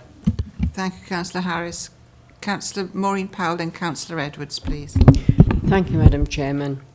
In view of the fact that they have amended the area which they're going to cover, and in view of the fact that AONB have withdrawn their objections, makes me think that we perhaps did the wrong thing when we were suggesting that we refuse this, because if the AONB are going to accept it and be happy enough with it, and we went out there, and it is in a place, I know it's a place of beauty, but it's a place that's not going to be looked at by a lot of people. There's not a lot of houses going to be affected by it, and I just feel that if the OMB are happy with it, that we should accept it. Yeah, thank you, Chairman. Both Councillor Harris and Councillor Powell are quite correct. You know, I think that the change of decision by the AOMB has had a considerable effect, and I think whereas we were voting to refuse it last time, they have bent over backwards, I think, the AOMB, to find good reasons to alter, and the applicant themselves has made considerable concessions in order to process this through. The receipt of the appeal decision at Llanfapley obviously has considerable effect on anybody's views here. When something like 80% of the land at Llanfapley was grade 2, and this is considerably less valuable, I think has decided effect on how I'm thinking about the whole process.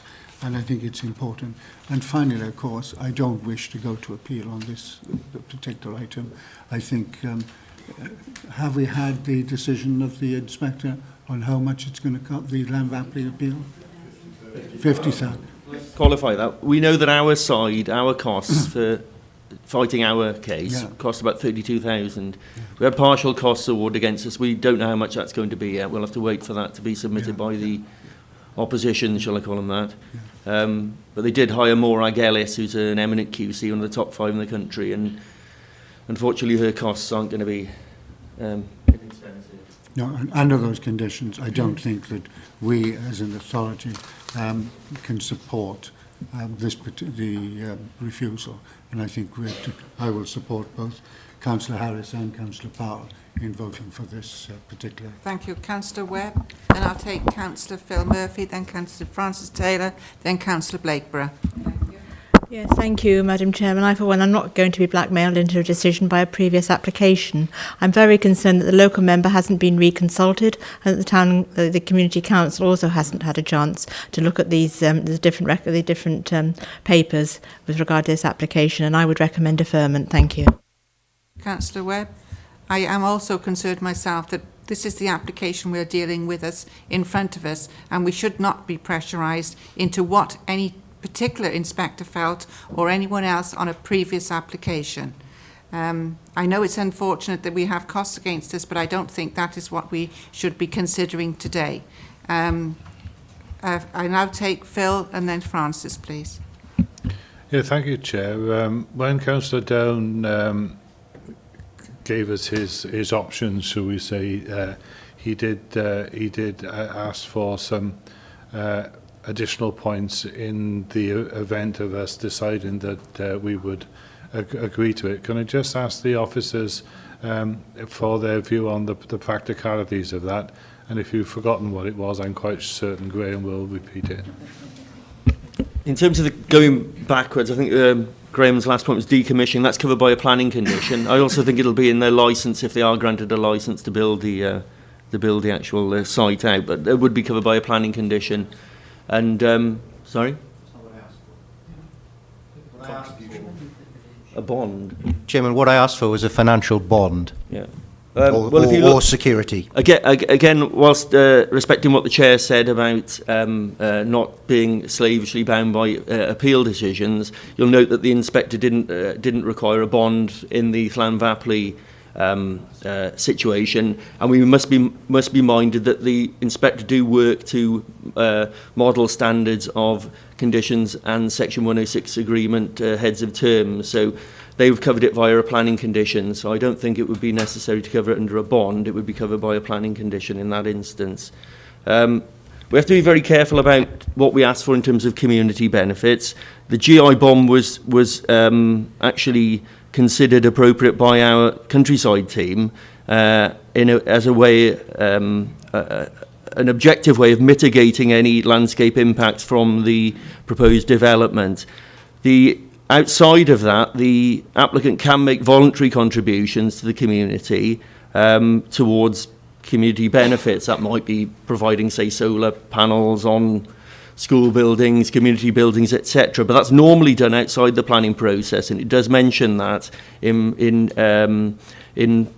planning guidance. So I'd be a little bit wary about binding the developer to do those sort of things within the terms of the planning consent when we're already asking for a GI bond, which is done for planning purposes. I don't know whether George wants to mention. I'd just endorse those comments. I'm not sure we're capable of actually asking for contributions under the planning system, but if, on the other hand, the developer wants to make a voluntary unilateral undertaking to make a contribution, then that has happened elsewhere. I think it was the case in the Mega example, wasn't it, I think? So if that is the case, then that's a satisfactory way forward, but I'm not sure we can actually ask for it through the planning system. Thank you, George. Phil wants to come back on that. If I could just come back, Chair, on that. I noticed from an email trail that I read that the response from the developer to one of Councillor Down's emails actually referred to a Section 106 agreement, and I just wondered if that was just a comment in there or whether in fact there is any Section 106 agreement either in place or envisaged. To cover the green infrastructure bond, that would be. That's what it is. That's what's referred to as that. Yeah. That's me. Okay. Thank you. Councillor Taylor. Thank you, Chair. I agree with Councillor Webb in that it is disappointing that on an application of this scale that perhaps the local member has not been able to be engaged in that process. it is clearly important, whatever one's views. I think it is important that locally, you know, members and community councils, town councils are given an opportunity, if there are changes to substantial and significant planning applications, which, you know, in this case, whether it is if it is approved, it will change the nature of quite a significant area of that particular ward, and it's important as a principle that people are engaged in that as a matter of good practice and courtesy, if absolutely nothing else. You know, we're talking about you know, Roger was talking about climate change, and I don't think anybody would disagree that we don't absolutely need an appropriate response to it, but I think it's slightly inappropriate to talk about it with regard to one solar farm. I mean, ultimately, you know, the only barriers to climate change are social and political. It can be done, but, you know, perhaps we wouldn't have built County Hall here in the middle of Usk if we were really, you know, putting carbon reduction at the heart of what we do in Monmouthshire. I do think that, you know, I'm a bit concerned about that. But we need to have an appropriate strategy for siting renewables. We've talked about this on a number of occasions. And I think that I would like to second Councillor Webb's suggestion that we defer this application, because there are some changes. There are some changes to the detail about where indeed, you know, the output of this particular solar farm. And also, you know, ultimately, I think it's helpful to understand why the AONB, I always get that wrong, has made such an about-face change. I would like to understand that. I read the initial comments from the area of outstanding natural beauty, and then when I read the ones which came to us by email this week, unusually, actually, we got an email trail, I was really surprised at the complete change by what I assumed to be was a fairly minor, you know, some minor alterations then, shall we put it like that? And so from that point of view, I feel slightly uncomfortable that, you know, we haven't, you know, there hasn't been an opportunity to have that discussion outside of here. So I would, as I say, second a deferment. I just answer that. In terms of the AONB officer, they met with the developer, our landscape officer, Colette Bosley, and myself. I was at the meeting as well. I think there was a frank and open discussion about the impact of the scheme. And the amendments you see before you now are there to address the concerns of the AONB officer, because as Councillor Down has mentioned, there are paths running through the woods towards the periphery. The point about the large belt of landscaping that is on the periphery on the east and sort of wrapping around this area now is that it's much, much wider and of a different form than was previously proposed.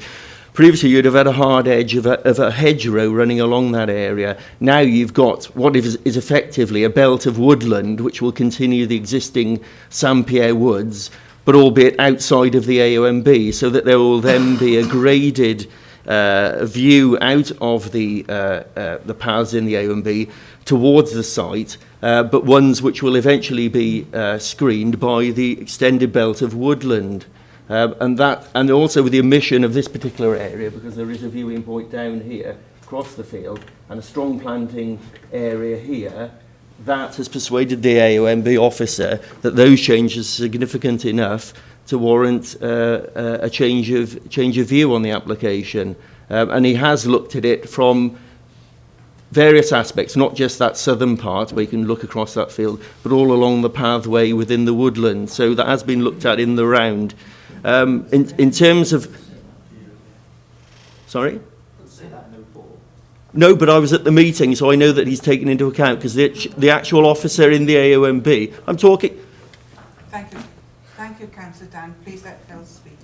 I was actually at the meeting, Graham, which you weren't at. And the AONB officer who was there has walked that path and knew exactly what they were looking at in terms of the impact of the solar park from views within the AONB out. So this has resulted, and the comments are taken in the context that they are looking at that from not just a specific viewpoint in the south, but across that pathway route along the periphery, and I can assure you on that aspect. I've forgotten what I was saying now after that point.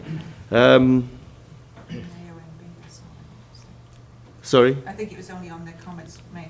Yes, so yeah, so I think I've probably made the point I was going to make. Right. Oh, sorry, in terms of consultation, reconsultation, we would normally consult the community and the local member directly if there was a substantial change to the scheme that actually had an adverse impact, particularly. This is actually reducing the scale of the scheme.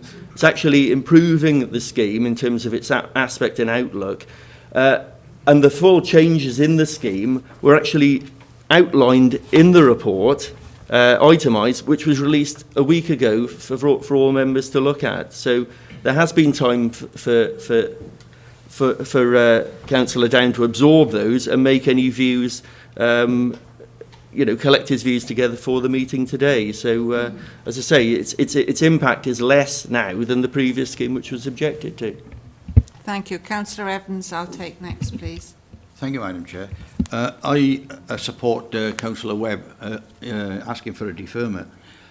But the question I'd like to ask Graham is, did he know about this meeting that Phil's on about, and was he invited to this meeting as a local member?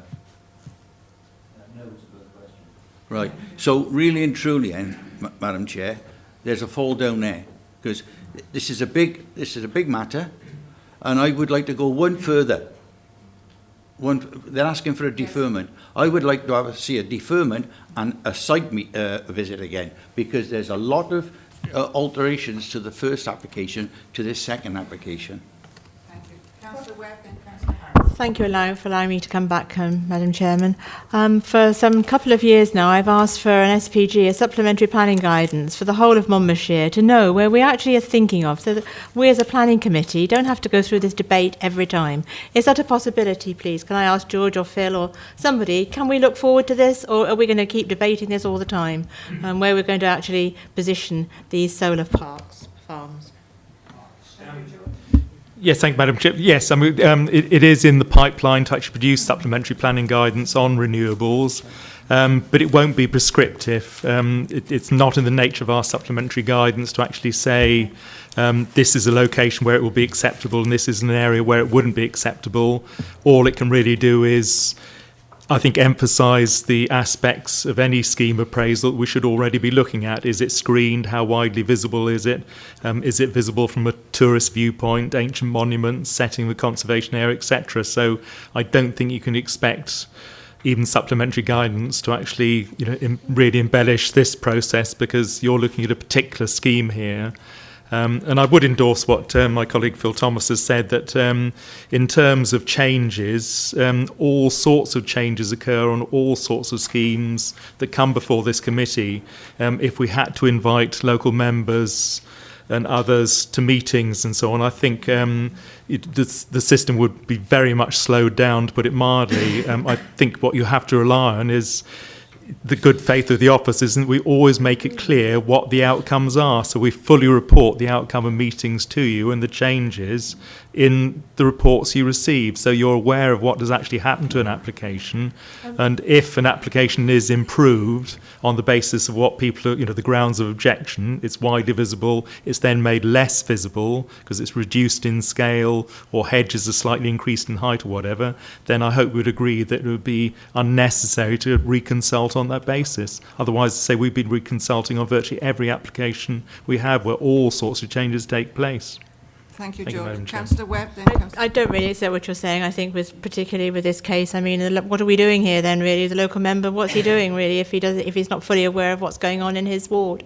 But are there any cases of supplementary planning guidance in other councils, please, that we can look at, or do no councils actually have SPGs regard to wind farms and solar panels?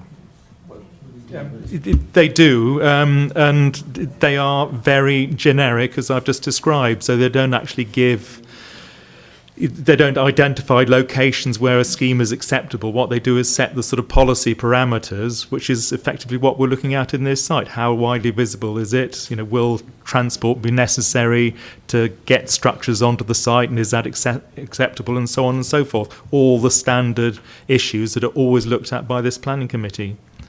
Thank you, George. And I'll take Councillor Blake, then Councillor Dudley. Thank you, Madam Chair. Deferment is just obfuscation. I believe that I moved approval of it, and I believe I've got a seconder. So I think that's the precedence that we should go on. We should have the courage of our convictions. We know if we can defer that people have made their minds up, and it's very unlikely any deferment is going to change the way they're going to feel. I think we've got it before us. We've seen what previous applications have come to regarding appeal decisions. Let's just have the courage of our convictions and vote on this, and we'll just have to accept the fact that if we turn it down, there may be consequences, and you know, the chair has said we shouldn't be bullied, or somebody else has said that, bullied into making decisions based on previous decisions. Let's just make our minds up now. I will give the opportunity to all those who wish to comment first before I take the move to vote. Councillor Blakeborough first, please, then Councillor Dovey. I must admit, I read the report last night and sort of came to some sort of a decision, and then obviously having an open mind when you're sitting here, it kind of changes again.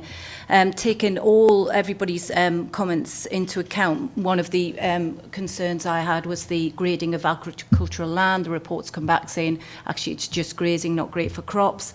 My concern was the AONB report. It came back saying that they had removed their objection, and then we've got a report from Historic Environment and Archaeology saying that there'll be negligible impact. So all of this together, I was thinking, well, we need to move forward, and taking into account the appeal that was put forward on one of the other applications that was made, and the huge cost to the authority. I kind of think it is a done deal. It probably will go to appeal and it will go through.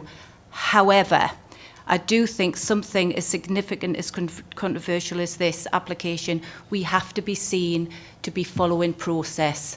And I do think that the Community Council should have been involved, particularly involved in this green infrastructure bond that's been put together, for them to have their say. Because, yes, we do need to meet national objectives, but we've got to take into account local needs as well, and to get the best we possibly can, or negotiate the best possible package for local residents in that area. I would be looking, it is slow, it is taking time, but I think taking our time and getting it absolutely right is really paramount for something like this. I would be going for to defer it, to get the process right. I think to include the Community Council when looking at community benefits and renegotiate that possibly, to get possibly a better deal, and also to maybe negotiate a financial bond for the decomposition. And also I'd be interested to understand the seemingly U-turn from the AONB. So a deferment just to get a bit more information, to make sure that Community Council is involved, residents do feel involved with this decision. A deferment does not mean we're rejecting it. A deferment means a little bit more time to get it absolutely right. Thank you, Councillor Blakeborough. Councillor Duffy. Thank you, Madam Chairman. Obfuscation. I don't see the fact that we make sure that we get this decision right as obfuscation at all. And I perhaps am one of the people that will vote with what he thinks rather than go with the crowd. So, Rog, I won't accept that. I think this is an important decision. It's a key one because it's got a lot of attention on it at the moment, and it's particularly important that we be seen after this case for approval with the going through with the officer. The last one with some £50,000 is being waved around in the air. It's likely to cost us. I think it is important that the public sees that we do the right thing and we're not going to be threatened by don't see £50,000 as a threat. I'm not saying it is a threat, but the public has to see that the council will do the right thing. It's all about seeing that we do the right thing. The problems with a bond, why not? Somebody hasn't done it before, why not? You know, I don't see why we shouldn't ask for it. I can't think of any legal reason, and I don't think there's anything in statute that says that we shouldn't ask. The other thing is, I take the point about what the leader of the United Nations said by the end of the century and all that sort of thing. We have to cut hydrocarbons down as means of fuel. I tell you now, that's not going to happen. The big thing that will rectify that is the carbon capture technology has to be put in place, because there's always going to be a need for hydrocarbons. They have to be cut down, I know that. But there was a really good piece of news, probably because it wasn't doom and gloom, nobody focused on it, but it's in Swindon, where the panels are. In Swindon this week, they opened a hydrogen filling facility for the new Honda models that are going to come out that are going to burn hydrogen fuels. If that was taken up as a technology, that would change an awful lot of the problems we have at the moment. I do think there is a thing as far as this A and B and the meeting. I think Graham should have been picked up on that. I think he should have been present. I think especially as Graham put up such a really strong case for it last week. I thought his presentation was powerful, emotive, factual, and it swayed a lot of us here, I think.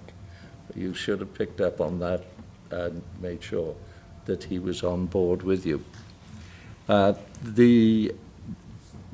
for that reason, and the questions about timing to go through all these points, I will be happy to support deferment as it's been proposed already. Thank you. I don't know Thank whether you, Madam I Chairman. should declare an interest, being a farmer myself. And I know some farmer's wife, she was going to say she would divorce her husband if he had solar panels on the farm. And I think I would be doing the same. Because to me, I think the land is there for producing food, and I don't think we have exhausted all other means of putting solar panels on other structures. I'm not against solar panels, but I think we could exhaust some other ways. I know we're under great pressure for renewable energy. Carbon footprint, where does that come into it? When most of the panels are made in China. Temporary, I don't think 25 years is temporary, not in my book. And also, a lot of this is done on big farm acreages because of the income they would get. But they're now going to take the single farm payment off it. But it's up to the individual how they vote. But I'm sorry, I think I've taken an open mind on it, and I think good land, and some of this is good land, might be only grazing cattle at the time, but could still grow crops. And we will still be short of food in this country and in the world because we have to be fed before we have electricity. That is my feeling. I don't wish to lead any one of you at all, and I don't want you to feel pressured because of the outcome of the last application. So you all have to make up your own mind. So, yes. So can we please take Councillor Webb first, ask for a deferral? So can I please have a show of hands for that? Chairman, do I get the right to sum up? Yes, first of all, Councillor Down wishes to sum up, and he can take 2 minutes to do that.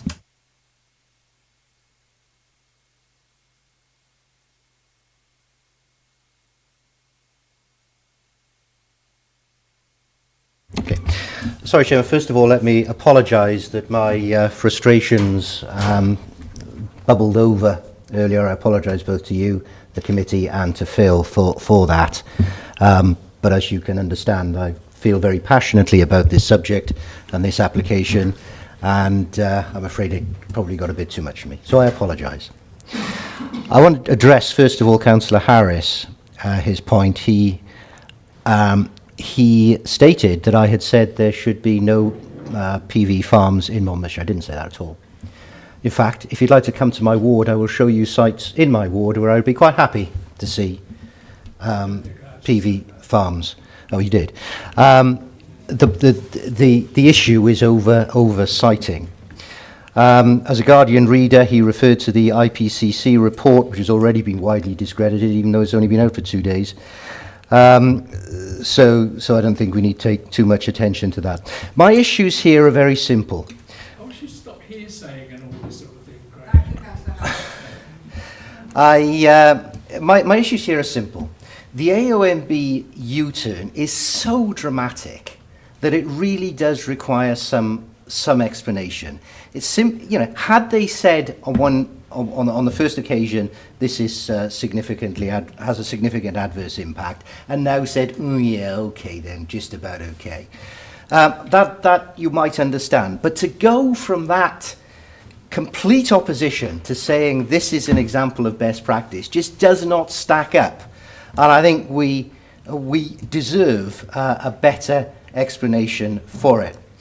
In terms of the consultation, Councillor Evans, I think it was, asked to be consulted about 3 houses in his ward, and that seems to me to be perfectly reasonable. This is a much larger application, a much larger project. I'm not asking that that local members or community councils be consulted if someone wants a minor amendment to their porch. No, but this is a big application, and it is something which local members and local residents should be more involved in. In terms of community benefit... Madam Chair, 2 minutes is up. Sorry, I allow you to sum up quickly then, please, Councillor. Okay. In terms of the community benefit, 11,000 as a one-off is simply wholly inadequate. It should be at least that per annum for the lifetime of the project. And in terms of the bond that I asked for, Madam Chairman, you can have as many conditions in the planning permission as you like. If at the end of the day the applicant doesn't deal with it, you have no recourse unless there is some financial penalty there for them. Thank you, Councillor Down. Right. I believe Councillor Winkle was aggrieved because he wasn't allowed to speak so early, so I will allow him to speak now. Thank you, Madam Chairman. It's on 2 things, actually. I agree with Graham for the deferment of this particular, because of the changes and things like that. But also the threat from potential costs if it goes to the appeal. And as Councillor Webb said, we haven't got a policy. And when you read why the inspector gave those permission, he stated it quite plainly in there that we didn't have a policy on solar farms, and our LDP now is even looser than the UDP, so again, LDP is flawed. So we should get something thing there. Also, going back to the Navapley one, he took no notice of the fact that White Castle, being a Grade 1 listed building, but also the fact that the Office Light footpath came through there. So you're not just odd people going to the castle, you've got the people walking the dyke. Now then, Monmouthshire relies on tourism. That's our main economic thing. And yet, we're blighting Navapley. So the inspector took no notice of that whatsoever. Now, I think he listened to what Morag was saying, and she always picks up on things where we haven't got a policy. So I think it's back to the LDP and that the fact that we haven't got a strong policy on these panels. So I'm putting it back in George's court. Can you please sort it out, please? Thank you, Councillor Wintle. Anybody else wish to comment now? And I mean quickly now, because this has been quite a long debate on this. Councillor Blakeborough, quickly. Councillor Power and Councillor Higginson, 1 minute each, please. It's really just to, I guess, clarify why we want deferral. And I'm just with Councillor Webb. I'd like to second Councillor Webb's deferral for reason to negotiate a better deal for the community benefit, to negotiate a payment of a bond for dismantlement, to have time to consult with the local councillor and the community councillor, and also to perhaps receive a report for the EONB to get a better understanding of the change of mind. So those are the 4 reasons that I'd like to defer. Can I just comment on this bond for decommissioning? It really, what's it going to achieve, really? Because if you've got a condition that seeks decommissioning, if they don't do it, you serve an enforcement notice and ensure that it is then actually decommissioned. There's a condition there to require them to submit a decommissioning scheme, which is how they're going to restore the land so it can be used for, you know, in terms of biodiversity and landscape purposes, and that will include agriculture. That's how you secure it, and that will be actually secured prior to them actually bringing the solar park into being. Prior to commencement of development, a landscape and ecology decommissioning plan shall be submitted to the local planning authority. This shall address restoration issues following the decommissioning of the proposal, including the timescales for the decommissioning of the development, to be agreed with the local planning authority. The scheme shall be implemented as approved. So one, they've got to provide that information before they actually start the development. And if they don't do it at the end of that period, in accordance with the agreed scheme, you serve an enforcement notice on them. Right, okay then, because I don't know this in detail, but I'm assuming that having a bond there, if the company goes bust, we haven't got any money to decommission it. I guess that's where it kind of covers. But again, I'm going to have the detail from...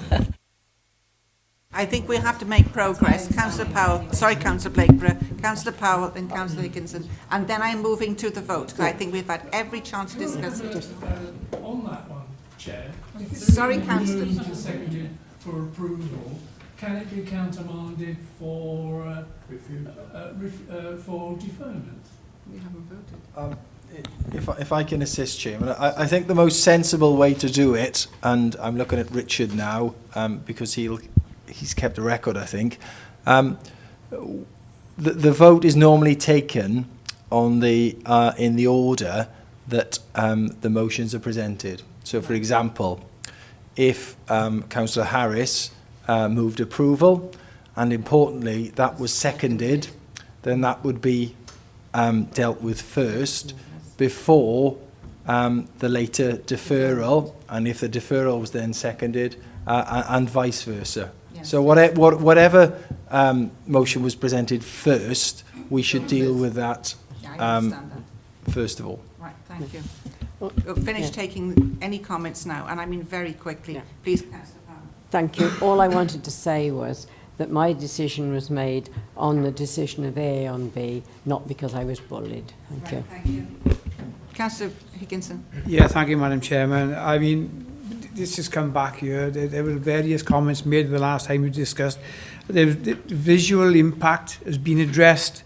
It's a modified plan. I thought about the visual impact, the screening is there to that, and I think that the applicants have listened to what's been said, or what the comments that have been made at this particular committee meeting, and I don't see any reason why we can't determine that this should be approved here and now, and I'm prepared to. Very quickly, Madam Chairman, I'm very pleased that other people are asking for a policy within the county on where we put panels and windmills and whatever. I think it's something that I've shouted about at every time an energy question has come up. The second thing about the bond is it takes out of question anybody playing sharp practice or whatever The enforcement notice is no damn good at all if at the end of the day the company, for whatever the reasons, they put themselves out of business, they've suffered a hurricane or something or other like that, and they're out of business, and whatever. The bond removes the uncertainty. I don't know of anybody other than somebody like Shell or somebody like BP who go on third-party insurance because they don't even insure their tankers. If something happens, they buy another one. They take care of the third-party thing separately. And, you know, the thing about a bond is it is a wide practice thing throughout the energy industry. And I think Graham is absolutely right. He's on the button. Thank you, It takes Councillor away Debbie. the You've had risk. your minute. We're going to the vote. Councillor Harris wishes to... That was the first one. That was what was the first? It was Councillor Harris. He wishes to move approval, and he has a second, I believe, in Jim Higgins. Right, thank you. Could I have a show of hands for approval, please?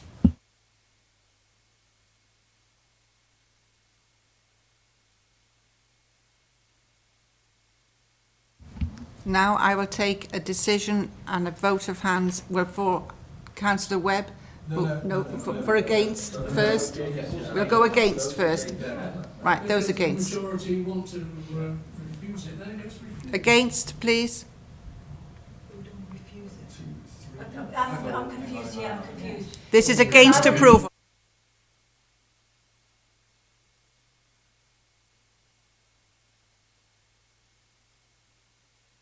For or against? We've taken the vote. Come on, Rob, they've got to explain. Hang on, if I can assist, Chairman. Thank you.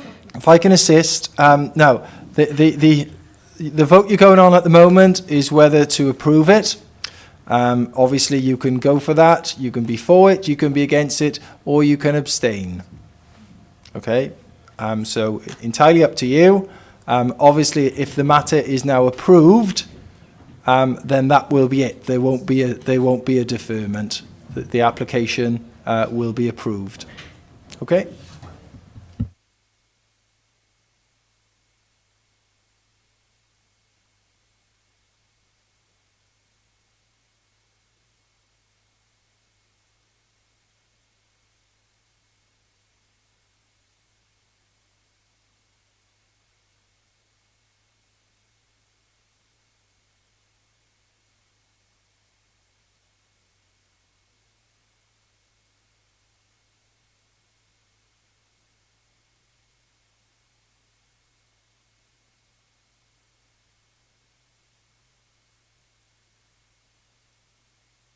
This is very interesting, Chairman. What you could do, you could not exercise your casting vote, and therefore the application to approve is not against. And then, if you like, you could take the deferral vote. Yes, thank you. That option would prevent you, if that was the will of the members, in not refusing this application.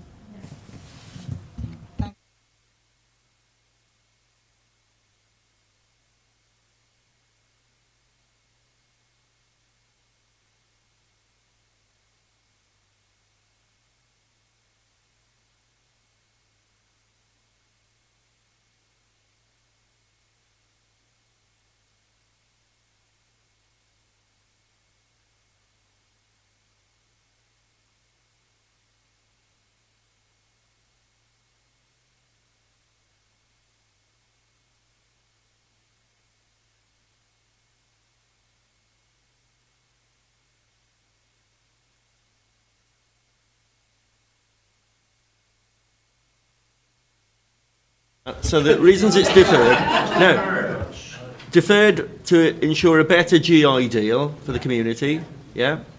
Reconsult with the community councils and the Yes. local member. Yes. And investigate the issue of decommissioning bond. Yes. Right. Okay. Okay.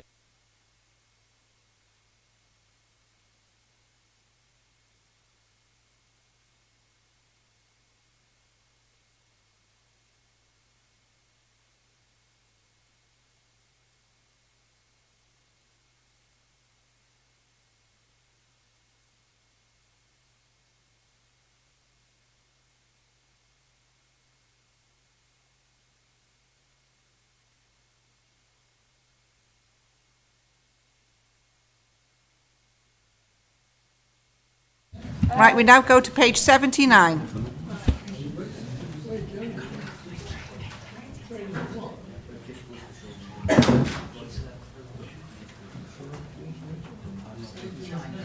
We have another vote now. 79. Thank you, Paula. Thank you, Chair. This application is a revision to a previously approved and implemented scheme. It's proposed to extend a dwelling with a two-storey extension with a single-storey glazed link. The extension would accommodate a bathroom, 2 bedrooms with lobby and veranda on the ground floor, and a living area with balcony on the first floor. The materials would include timber weatherboarding and red-brown clay tiles to match the existing. Members saw this on site yesterday, and we saw the slab that showed that the previous scheme had been implemented.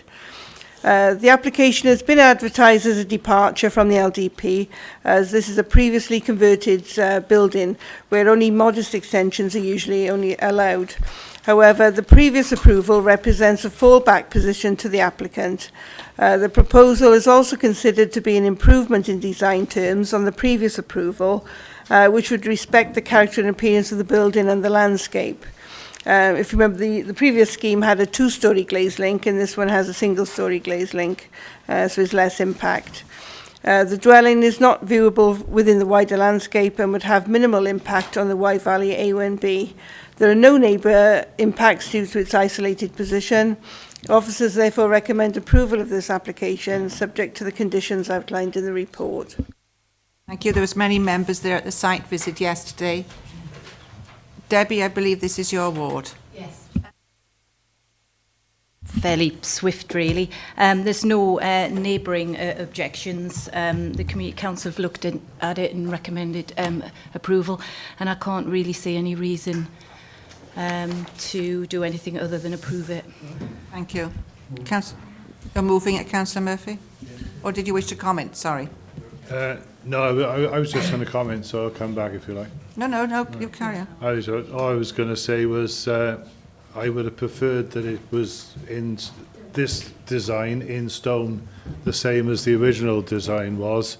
I understand the reason for it not being, but I would prefer to see it in stone. I think it would be a far better job. But if that's not to be, I recommend approval, but I would like it in stone. Thank you. I agree with you. And I agree too. So do I. Why didn't we all say that yesterday? What do you think, Debbie? Far more costly, I should imagine, to the applicant.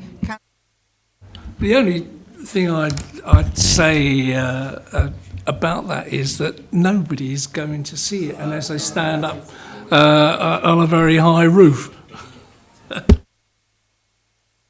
Councillor Webb? Can I just ask Paula, has the advertisement for the departure expired?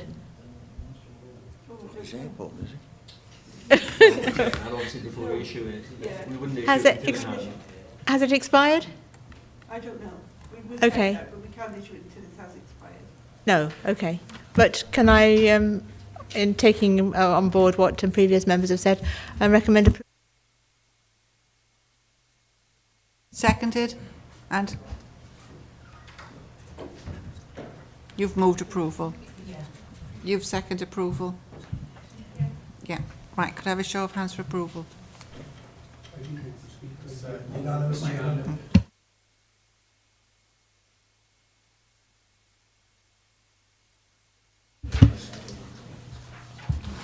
Yes, thank you, Madam Chairman. The Westgate employment site, we'll just quickly run through the photographs. There's the aerial photograph showing the overall site, slightly out of date. Then that's the, I think that's the access road to the tip nearby.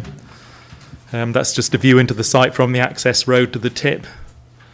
That's another view of the tip access road.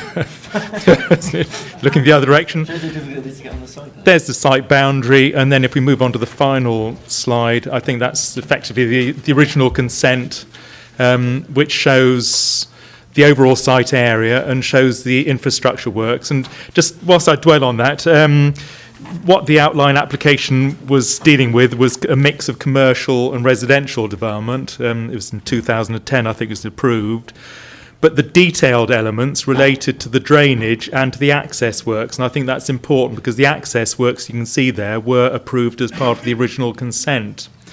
So when we look at the issue before us today, much of the original outline application has now got permission. So the bottom part has had permission for 44 houses.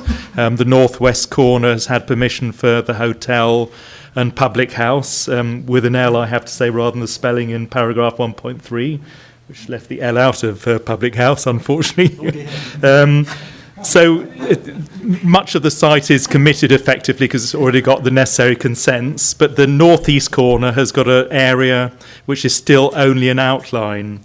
And what the applicants are seeking to do is to extend the period before that outline application expires. It expires after 3 years. You've already extended it for 1 year. And what they're asking for now is another year's extension on top of that.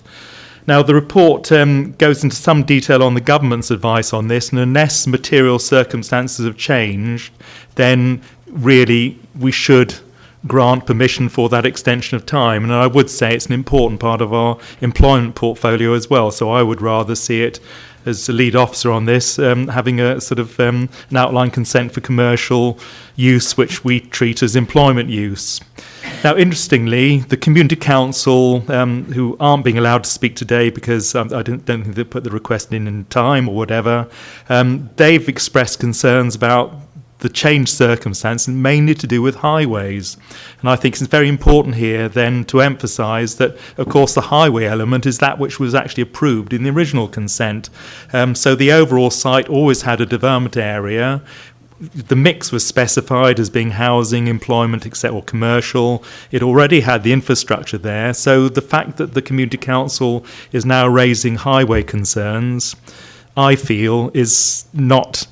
It shouldn't override the presumption in favour of what is effectively just a grant of an extension of time for another year. So that's why your officers feel that we really should have this approved, and we recommend approval for another 1 year extension to this outline permission.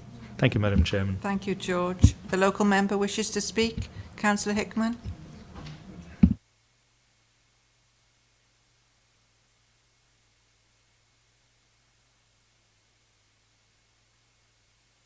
You do have 6 minutes if you so wish, Councillor Hickman. Madam Chair, it won't take 6 minutes, obviously. Well, it's a bit of an uphill struggle, but I'll say my piece anyway. The application originally began its life way back in July 2008, over 6 years ago. And after 2.25 years, we were granted outline planning permission on the 14th of October 2010 for commercial and residential use, which seems to cover virtually anything now. A condition was put on 2A that the work starts within 3 years and 2B within 5 years, as George just said. Obviously, the 3 years expired and you kindly gave them a further year. And now the 5 years have only got 11 months left. It just seems unbelievable that deadlines are just added on and time expires. And then whenever you like, you just seem to come back and reapply and it gets extended. So, you know, what is the point of putting deadlines on, really? Common sense that said, you know, it's dead and gone, and if someone wants to extend it, then you should start again.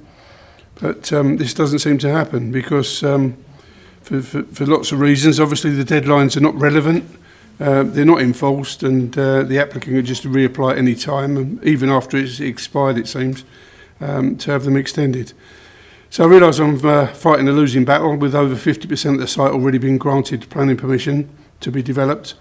But I believe due to the size of the site and the proposed motorway service area that's gradually being applied for in piecemeal fashion, that the totality of the site should be revisited and scrutinised again. Therefore, I ask the committee does not extend the condition and refuses the application. Thank you. Thank you very much, Councillor Hickman. Councillor Douglas Edwards, please. Yeah, thank you, Chairman. You know, I feel really sorry for the people of Llanfaes who've had to put up with this sort of piecemeal activity spread over very nearly, Martin goes back to 2008, I think it goes back actually to 2004.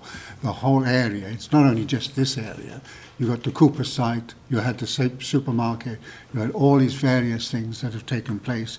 You then out of the blue had an application to develop a site, a housing site on Gypsy Lane, where the school has gone, and where does it stop? There is outstanding, I presume, George, there was an application round about maybe 2008, maybe earlier. What happened to the Westgate Street, where you had a DIY planned plus about 18 or 20 units? Exactly where is that in this? Because it's not far off this particular site. Or is it part of the site? Madam Chairman, there was an earlier consent for a DIY scheme on this site as well. On this site, this is the site, is it? But that permission has lapsed. Yes, it was on the same site. But can I just make the point that this site was first identified in 1978 for employment purposes. The Welsh Development Agency was involved in it as well, and they couldn't actually make the site stack up in employment terms. It's too expensive to develop. We then approved, the Royal We as a council, some housing, which has acted as an enabling development. So the real prospect that these schemes will now go ahead. What's happened here, as the report points out, is that ecology has stepped in, unfortunately, and because of the time scales of doing the necessary surveys and protected species and so on, that's why the scheme has been developed. Obviously we had the recession, but since then I think the scheme would have started were it not for the fact that there have been ecological problems as well. So there's a very real prospect now that this site will actually start to deliver the hotel, which I think is very beneficial, and the housing, but that will still leave this one undeveloped corner. And as I say, I think it would be a real shame if we didn't give an extension of time, because we can advertise that site for employment purposes, and we continue to do so. And having a permission really helps the probability of actually getting an employer actually on that site. So it is beneficial to the council's sort of economic aspirations as well. Thank you, Madam Chairman. Thank you, George. I asked then, George, there is an outstanding application, so if we're working through the system at the moment, exactly where is that going on this site? Well, the red line area is the permission for the hotel and public house. The corner of the red line area is where the Costa Coffee is intended, but that's still the current application. The area just to the east of the Green Road is the McDonald's site, which we won't... Can you point it out exactly? So that's the McDonald's site there. That's the hotel site, that's the Costa Coffee site, that's the housing area. Is it? Sorry, that's the housing area. So this is the area that we're talking about as having just an outline permission. So the extension site, is it the one in red, or is it? No, it's because that's actually got a permission now. So right, yeah. So this extension is exactly where? Just point. Is that area there? Yeah. Right. Okay. Right. Okay. Okay, George. Yeah, I think so. I'm not happy. Councillor Harris and Councillor Blakeborough. No, I didn't. Oh, sorry. Councillor Blakeborough. It's just really a question. If I apply to build a new house, and usually you have 5 years, and my 5 years is up, would I be able to have an extension, or would I have to reapply new? Well, you can certainly apply for an extension of time, or if you've got a permission for a house, you might actually start the development, which some developers do, which then makes the permission effectively in perpetuity. As I say, this is an unusual site because it's a huge site. It's 12.5 acres, 5 hectares or whatever.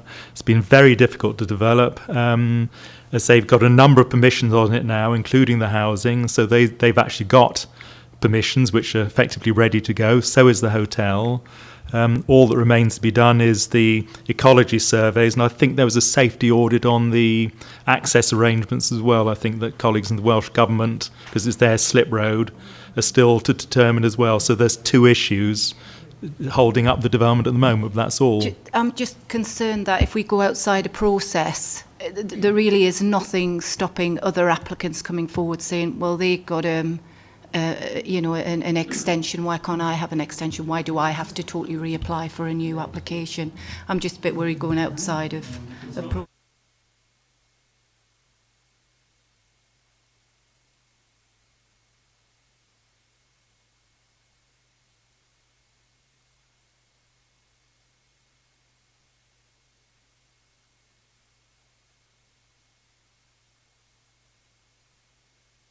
Can I ask another question, Madam Sedney? I will allow it considering your Yeah, locality. 10 years ago, we were discussing cattle markets and things like that, George, and there was land available to us there. Is there any of the land belonging to Monmouthshire County Council involved in this or not? Or where was that land? Yes, since then the whole side has actually moved slightly further north. So the tip area is here. Yeah. So Monmouthshire County Council land goes up to this boundary here, and the cattle market was round about here, and its parking extended into the council's ownership as part of the tip area. So that explains that. But say the whole site has moved slightly further north because of this reconfiguration of the highway range. Yeah. Okay. Right.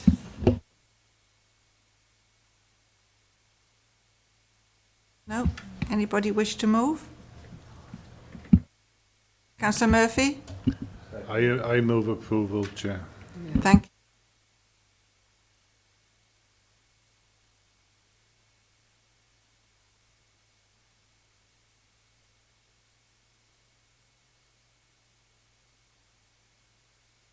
Those against?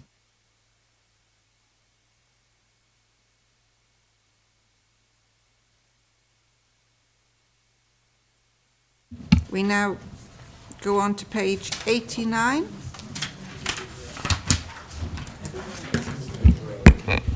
This is Cuckoo's Row at Raglan. Thank you, Chair. This application proposes a new dwelling with a detached garage and associated works on land between Yew Tree Cottage and Stonewall Cottage in the minor settlement of Cuckoo's Row. The proposal is to construct an affordable self-built dwelling, and the dwelling would be in the form of a two-bedroom dormer bungalow. The proposed bungalow would have a footprint measuring 72 square metres. I think it's got an overall floor area of around 105 to 110 square metres. And it would have a pitch roof that would measure 2.5 metres to the eaves and 6.2 metres to the ridge. So it's pretty low. The proposed single garage would have a footprint measuring 6.1 by 4.1 and have a pitch roof that measures 3.8 metres to the ridge.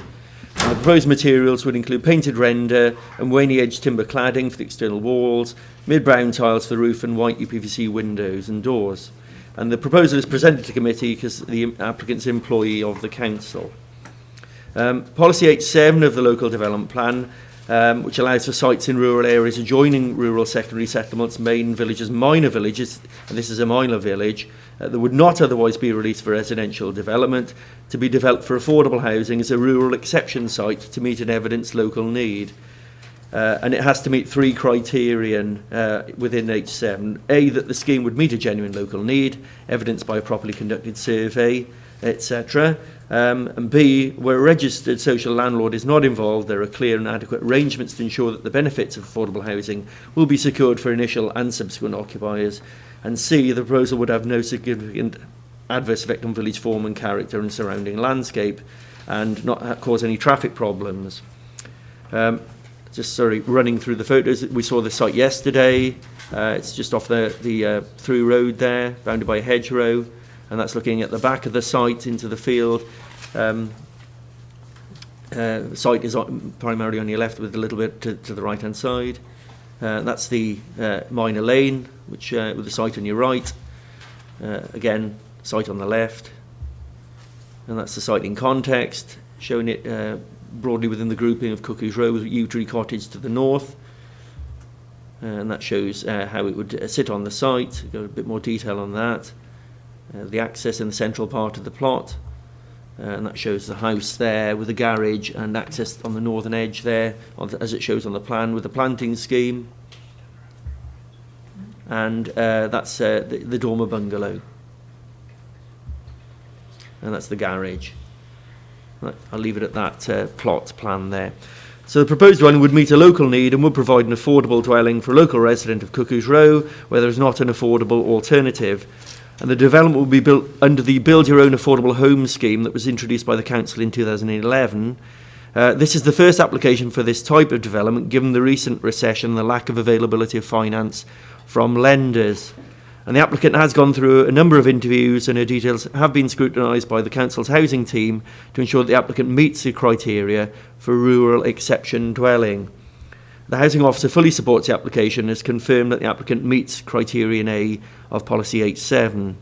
And if members resolve to grant consent for the application, a legal agreement would be signed, and this would ensure that the benefits of affordable housing will be secured for initial and subsequent occupiers. If members have any detailed queries about the dwellings and how it could be retained as an affordable unit, the council's housing officer can provide advice on this. Yes. She sat here a long time. Yeah. The proposed development would be sited between two existing dwellings and would be adjacent to the minor settlement of Cuckoo's Row. It's not considered the proposed development would have an unacceptable impact on the wider landscape, and it's considered to apply with policy H7 of the LDP. And it would be an appropriate design and modest scale to ensure it remains as an affordable dwelling in the longer term, and access is acceptable. So we'd recommend approval subject to a Section 106 agreement and the conditions listed. Thank you. Thank you, Phil. I thought we were fortunate to have Shirley today, so I think if she'd like to make comment on this application, as we say, it's one of the first, if you'd like to comment at all, Shirley, or if anybody wishes to ask her a question. Yeah, this is the first application we've had. We had 2 inquiries before, but the people couldn't get mortgages. So we've had the policy since 2011, and this is the first time we've had a chance to look at one. The way we keep it affordable is we have a formula price. We take the build costs from the BCIS and we multiply that by the gross internal floor area.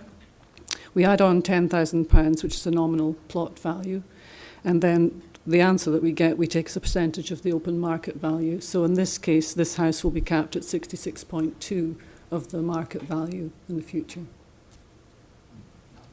Anybody wish to ask any questions of Shirley before we have Jenny John to comment? Right, Councillor Webb. One thing, does the coding, you know, the heating and that coding apply to this? Absolutely. Sustainability coding apply to this, please? It has to be built to the same standards as all affordable housing. So yes, it does. Yeah, and the building regs has absorbed the code for sustainable homes now, and so Councillor Webb, I should say. And so that it would have to be built to the current building regulations, which is effectively what the old code level 3 plus was. It is now. Okay. Anybody else wish to comment? No? Councillor Blakeborough? It just that when I was looking at it, it is outside the LDP, but because it's a rural exception site and affordable housing, an interesting self-build as well, which we haven't had before. So I think it's an interesting project to kind of watch and monitor. And it is within policy and planning legislation, so I have no reason, well, I would go to approve it. Thank you. Yeah.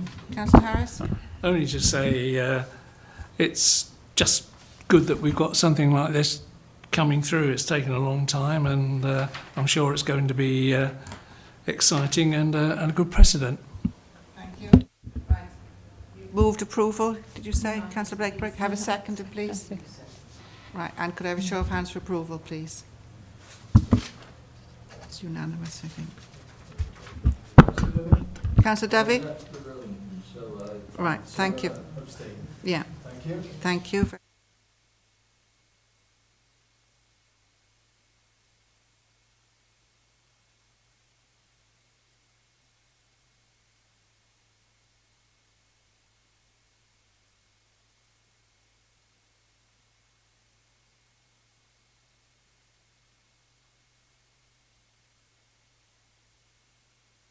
We now go to Rogate on page 96.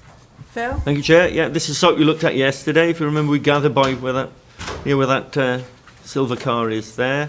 That's the access into the site, which will be modified clearly. It's the old access to the old school, which has now been demolished. And then that shows it as it would extend further into the site with the existing housing and bungalows on your left-hand side. And the site really is in the far distance where the vegetation is, and the area towards the front there, the green open space, will be retained as it is designated as amenity open space in the LDP. That's looking further into the site, looking back from the site back towards where the access is. The existing house on the right-hand side, so that's really where the housing development starts. That's looking back towards existing housing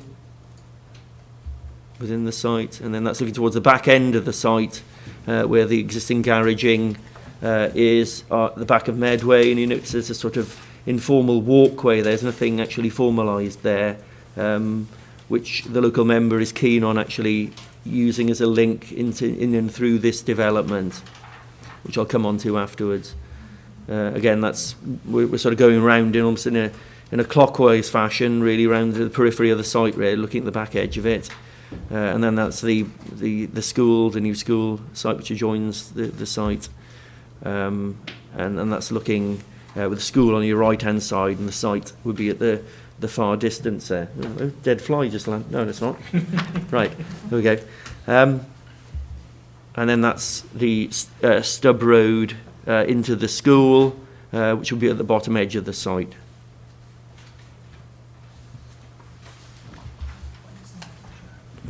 Yeah, it was, wasn't it? Yeah. So that's the actual application site. There are some, it's mainly grassed, but there are some limited trees on there with some shrubs as well, which I think were part of used as part of the old school site for sort of almost like nature lessons, I think. And that's the layout there. There will have to be some minor tweaks of the layout in accordance with highway requests. For instance, they'll want this shifted slightly, and the actual footway provided on this side as well. And then the actual footway within the site will come along the boundary rather than through this area of open space here. And then I think we've got some examples of floor plans and house types. You can see they're generally of a decent, good standard of design with headers and sills and roof overhangs. And those are the flats. So the actual flat on the left-hand side, there'll be, you won't view it like that, there'll actually be a mirror of that on this side, so there'll be, this will be mirrored over here, so it won't look quite so incongruous as that perhaps shows. And then that's the last one. So if I go back to the layout, there were some concerns from the local member, which I'll take into. Member was hopeful of was that there would be some sort of link through the site from the garage block. There is one going to be retained and brought through here to accommodate people's movements over to this side of the village. If you notice in late correspondence, there is a response from Asbury on behalf of Melin, which says that they have made inquiries about putting this link through, and the police, in commenting on the need for compliance with the secure by design status, which they need to obtain to get a grant to build the scheme, the police architectural liaison officer has concerns about the viability of a link here, which will be wide enough and light enough to actually prove to be safe. He says that isn't actually a very inviting space to use, because especially at night it's dark, and you wouldn't necessarily want to invite people through and across the site for that reason, because it wouldn't be a particularly safe route. So there are doubts thrown up by the police architectural liaison officer on the viability of a link through here. Obviously it's open at the moment, and to some extent this would enclose that forecourt area even more, make it possibly dark, although there would be lights on at night, obviously, potentially in those properties, which might provide some illumination of that. But I think that the applicants have said that they wouldn't certainly want the application refused on the basis that it wasn't a link, and if members were minded to insist on it or require a link, then they would be prepared to explore that and would seek deferral of the application on that basis. But I think certainly from an officer point of view, I don't think we would recommend certainly refuse on that basis, in that there are links elsewhere in the village, in and around, to the school and open space down here from a short walk through Medway. And also, there was an issue over trees in this area, and there's a tree report, which is again mentioned in late correspondence, that shows that those trees have got very limited lifespan value, and it's probably better to actually remove them and plant afresh in there with some good indigenous species that will have a much longer term benefit to the area, rather than seek to retain trees which have a lifespan of up to, say, 10 years and which will then have to be replaced in any case from the tree survey they've had done. So all in all, we'd recommend, it's a good scheme, and we would recommend approval. Thank you very much, Phil. The local member was Linda Guppy, and I expect you've had emails from her. So the next ward member is Dave Evans, please. Councillor Evans. Do you want to speak on it? No, it's just a question I want to ask. Who does the first piece of ground belong to, which is not going to be used? Is it MCC or? Yes. Yeah, that's our retained area, yes. Right. And we don't know what's planned on that. Well, it's a community open space, so it should be retained as open. Okay, that's all. Thank you, Councillor Watts. Councillor David Evans. Thank you, Chair. Yeah, I was on site at this application, and I was pleased to see that there was some 4-bedroom houses included in the application, which is badly needed. I also noticed that there was some big discussions on colour of bricks. But on all, I think this application is a good application. I think it's been thought out well. That what Phil, I will agree with you this time. And what Phil just mentioned about the access at the far end, I don't think that would be feasible. I think it would be inviting break-ins, a lot of break-ins. So I would like to see that left as, you know, enclosed. But the application itself, I welcome it. We need these properties with these homes. And I think it's a good package put together. And I would recommend that we approve it. Thank you very much, Councillor Evans. Councillor Jim Higginson. Yeah, thank you, Madam Chairman. I totally agree with everything Councillor Evans has said, and I'm prepared to second the application. Thank you. Councillor Doug Edwards. Yeah, thank you, Chairman. Can I start by asking George, in his SPG, is he going to have solar panels on houses in future? Yes, because members have raised it in the past. I have raised it with the development plans team, and they are looking at it as part of the SPG. Yeah, I'm disappointed that Melling, which is a very responsible housing association, just don't do it automatically, quite frankly. Apologies from Councillor Linda Guppy. Obviously, she has been in communication with me, and I'd like to, where she is fully supportive of, obviously, 19 affordable houses, and I can't imagine anybody else here not being in favour of this. What I would like to recommend approval of this, subject to, I think, further discussions with Councillor Guppy to discuss this question of the access from the Meadway, I think it's the Meadway, isn't it, onto the site. She says there's always been an access in that particular area. She wasn't particularly happy with the size of the turning area. So I think these are matters which could be discussed with the member without affecting the decision. So can I if you, instead of just moving it straight to approval, can I move approval subject to those more detailed conversations with Linda Guppy?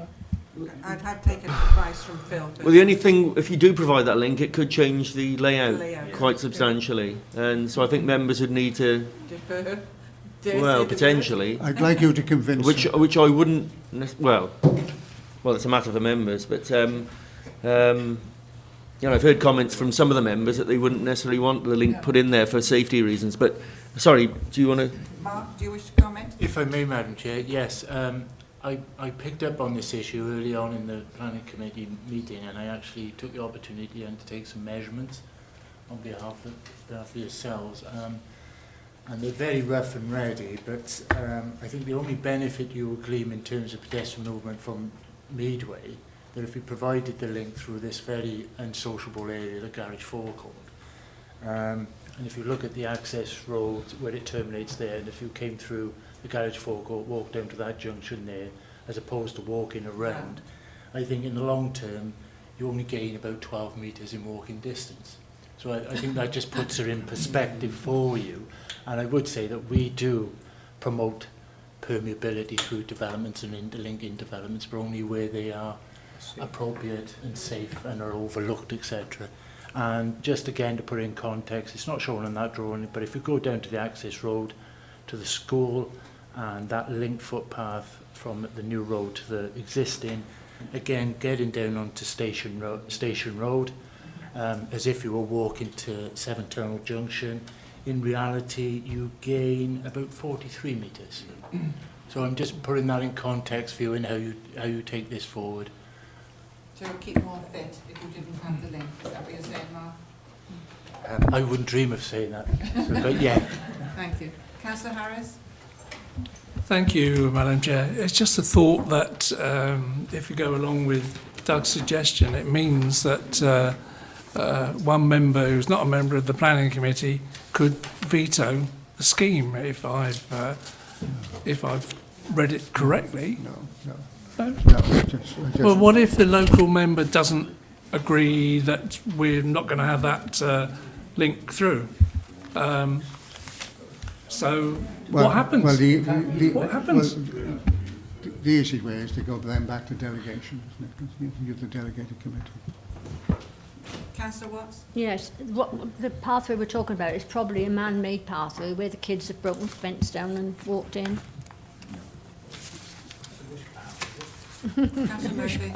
Madam Chair, I've made a proposal. Yes. And I've got a second. So can we take a vote on it, please? Councillor Murphy first, please. I was going to make it an alternative suggestion, but in view of the measurements that Mark's come up with, I can't see the point. So I'll support the application. Councillor Blakeburn? It's just a quick question.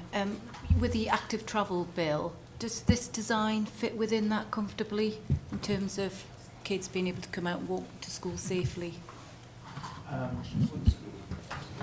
To be fair, if they're primary school children, they're right alongside the school and they can walk down.